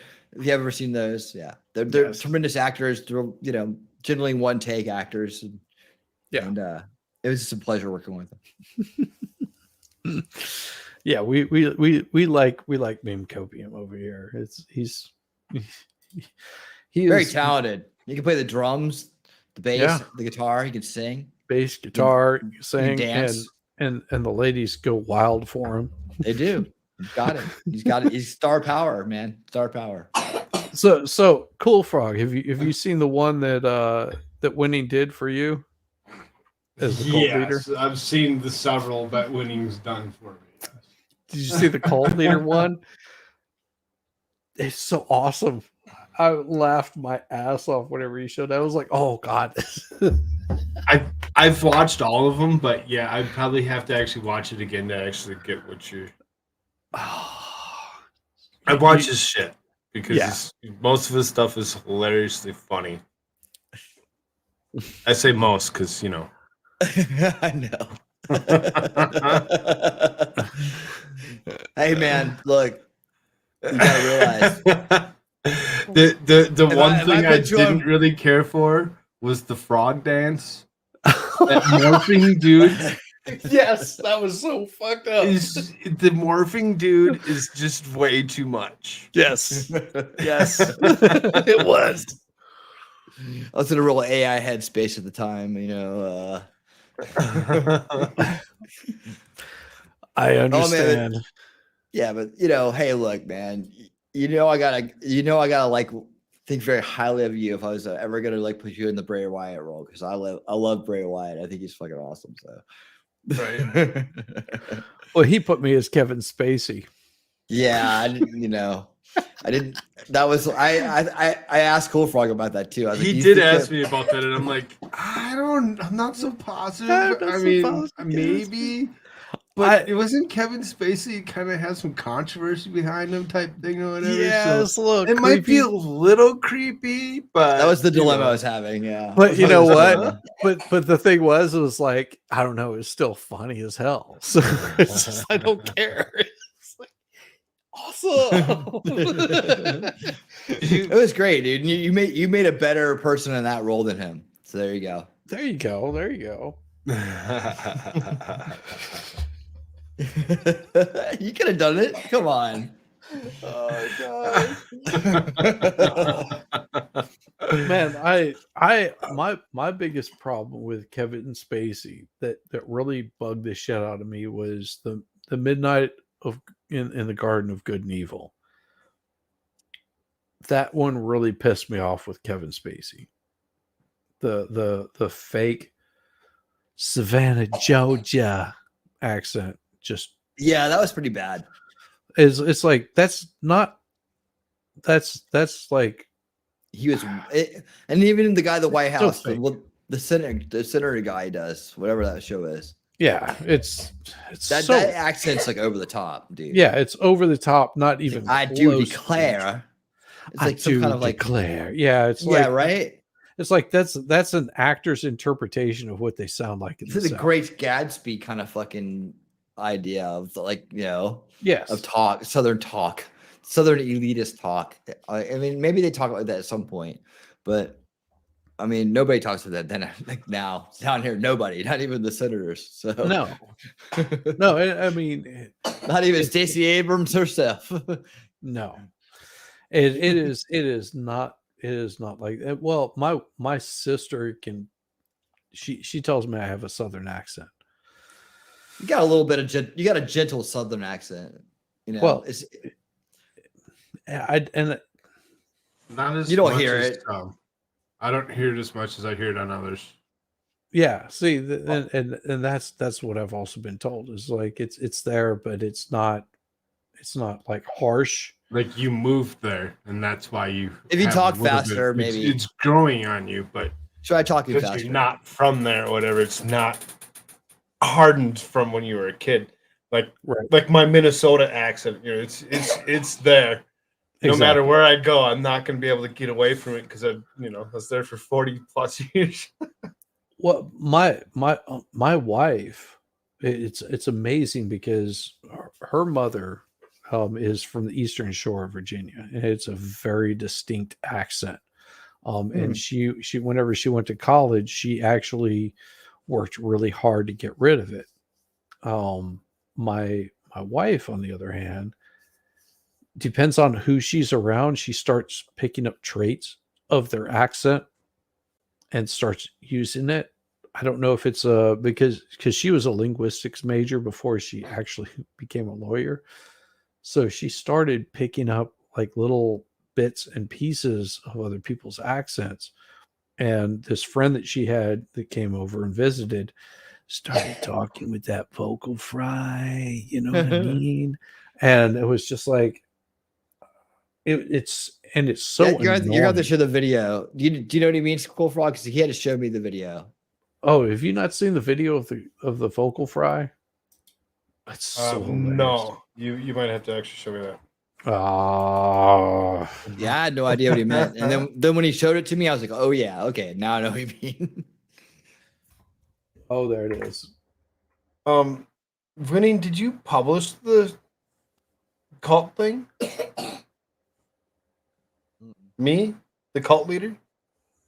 No. I haven't No. published it. No. Okay. Oh, you got to. That's so awesome.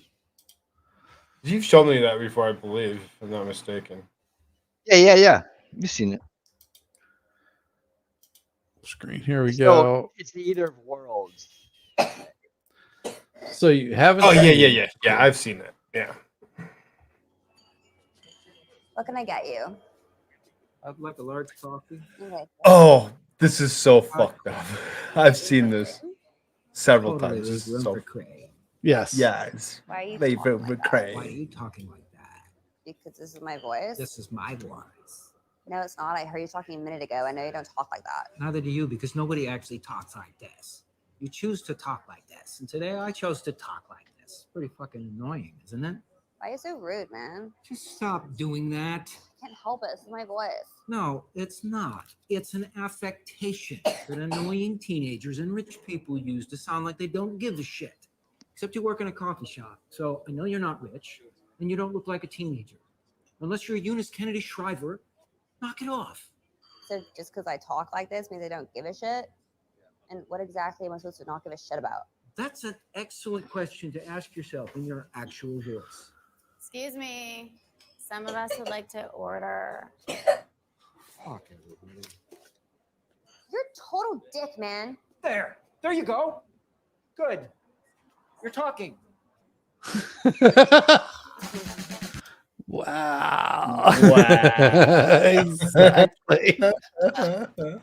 But yeah, so she started picking that shit up. Oh, look at that. Bless you, baby frog. It's Tadpole. Hope you get to feeling better. Yes, we want Tadpole feeling better. Yeah, it's like every Sunday he goes to church with his mom, plays with these other kids, and comes back with a cough. Dirty little infants. No, mine had a little cold thing from the weekend at the soccer tournament, and he like knocked it out in a day.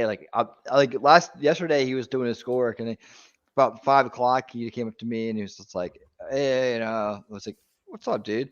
He's like, "Yeah, Totally I'm trying to feel vocal this frying on you." He had the nasal thing going, and he had said something about that the day before. So I was like, go lay down. And he went and lay down, and he slept till like the next day at like 10 a.m. He woke up. He's like, I'm good. Let's go. Yep. Off I go. That is exactly how it was last time I got sick. I curled up on because I have a swing bed that's out in our sunroom. I curled up on that thing, and wife would come up there. She's like, "You okay?" I was like, "Yeah, I just don't feel good." She would go away. I'd go back to sleep. She'd come back out.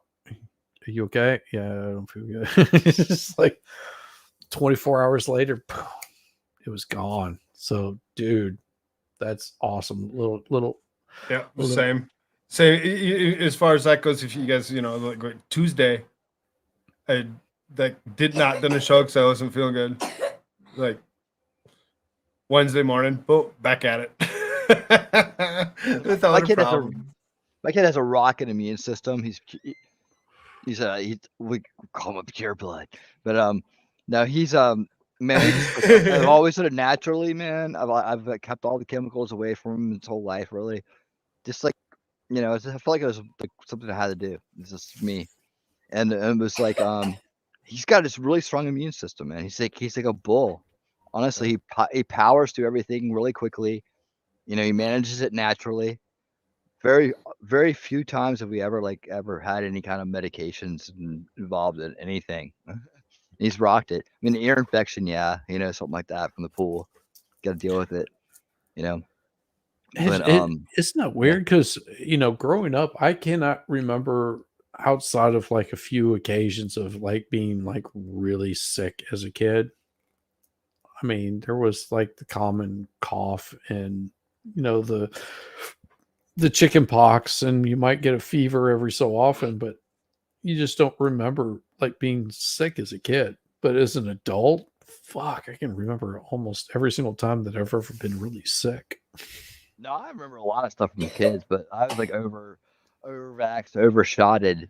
You know, I had the allergy shot thing going too for a minute, and it's like, well, this is the area I grew up in. Like I was fine for a while, and then all of a sudden I developed these really bad allergies, and you know, had to have like my tonsils out and shit like that at a young age, and it was like, you know, all of a sudden, like it's funny. What's funny about it is like me and my cousin both lived down the street from each other at the time.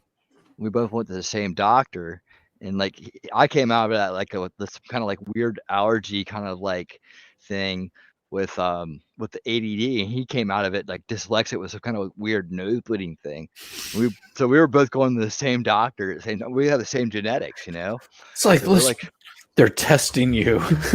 Well, I'm just saying at the time, you know. It was a crazy little thing, man. We went to the same doctor, got the same vaccines from the same doctor. Well, you know, where am I at? Am I on Rumble? Anyways, well, I'm you just know saying what? that it was like I've always like it stuck on my head because it was like the first occurrence of it in our family, and it was like that's kind of weird, you know. It's kind of weird. What we can do is everybody. I will actually pull up the Rumble. I'll post it in my comments there. So this way, everybody knows where to find it on Rumble. I'll give it a nice little pinning so as I can figure it out. And we will pin it. There you go. So we're going to move this party over to Rumble exclusively. Oh okay. Sorry about that. No. No. All right. It's much easier because I've got 3 people here. I've got 8 over on Rumble. Yep.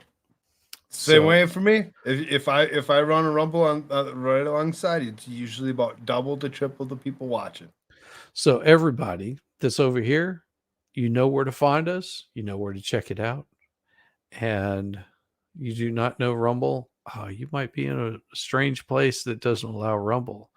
But you can also check out Cool Frog. You can check out Winning Reality. They both have channels. All you got to do is click on their names in my description. It's in there. Just hit refresh and you'll see their here, names there, come and up. locals. Yep.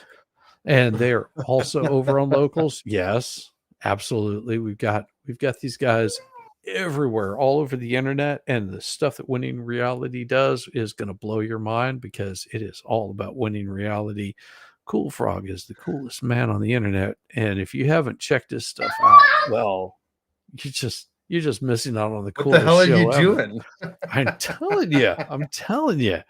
These guys are the Shizzy Wiznut, and that's why I came up with the name Shizzy Wiznut. It's not about me; it's about the name. The Shizzy Wiznut is like the bee's knees. The shit is just off the fucking rails, outside your mind. It will blow you out of the water. But in the meantime, enjoy my turtles. Go check us out. Don't listen to this. Don't listen to that. You're gonna get the turtles. Love y'all. Later. Peace.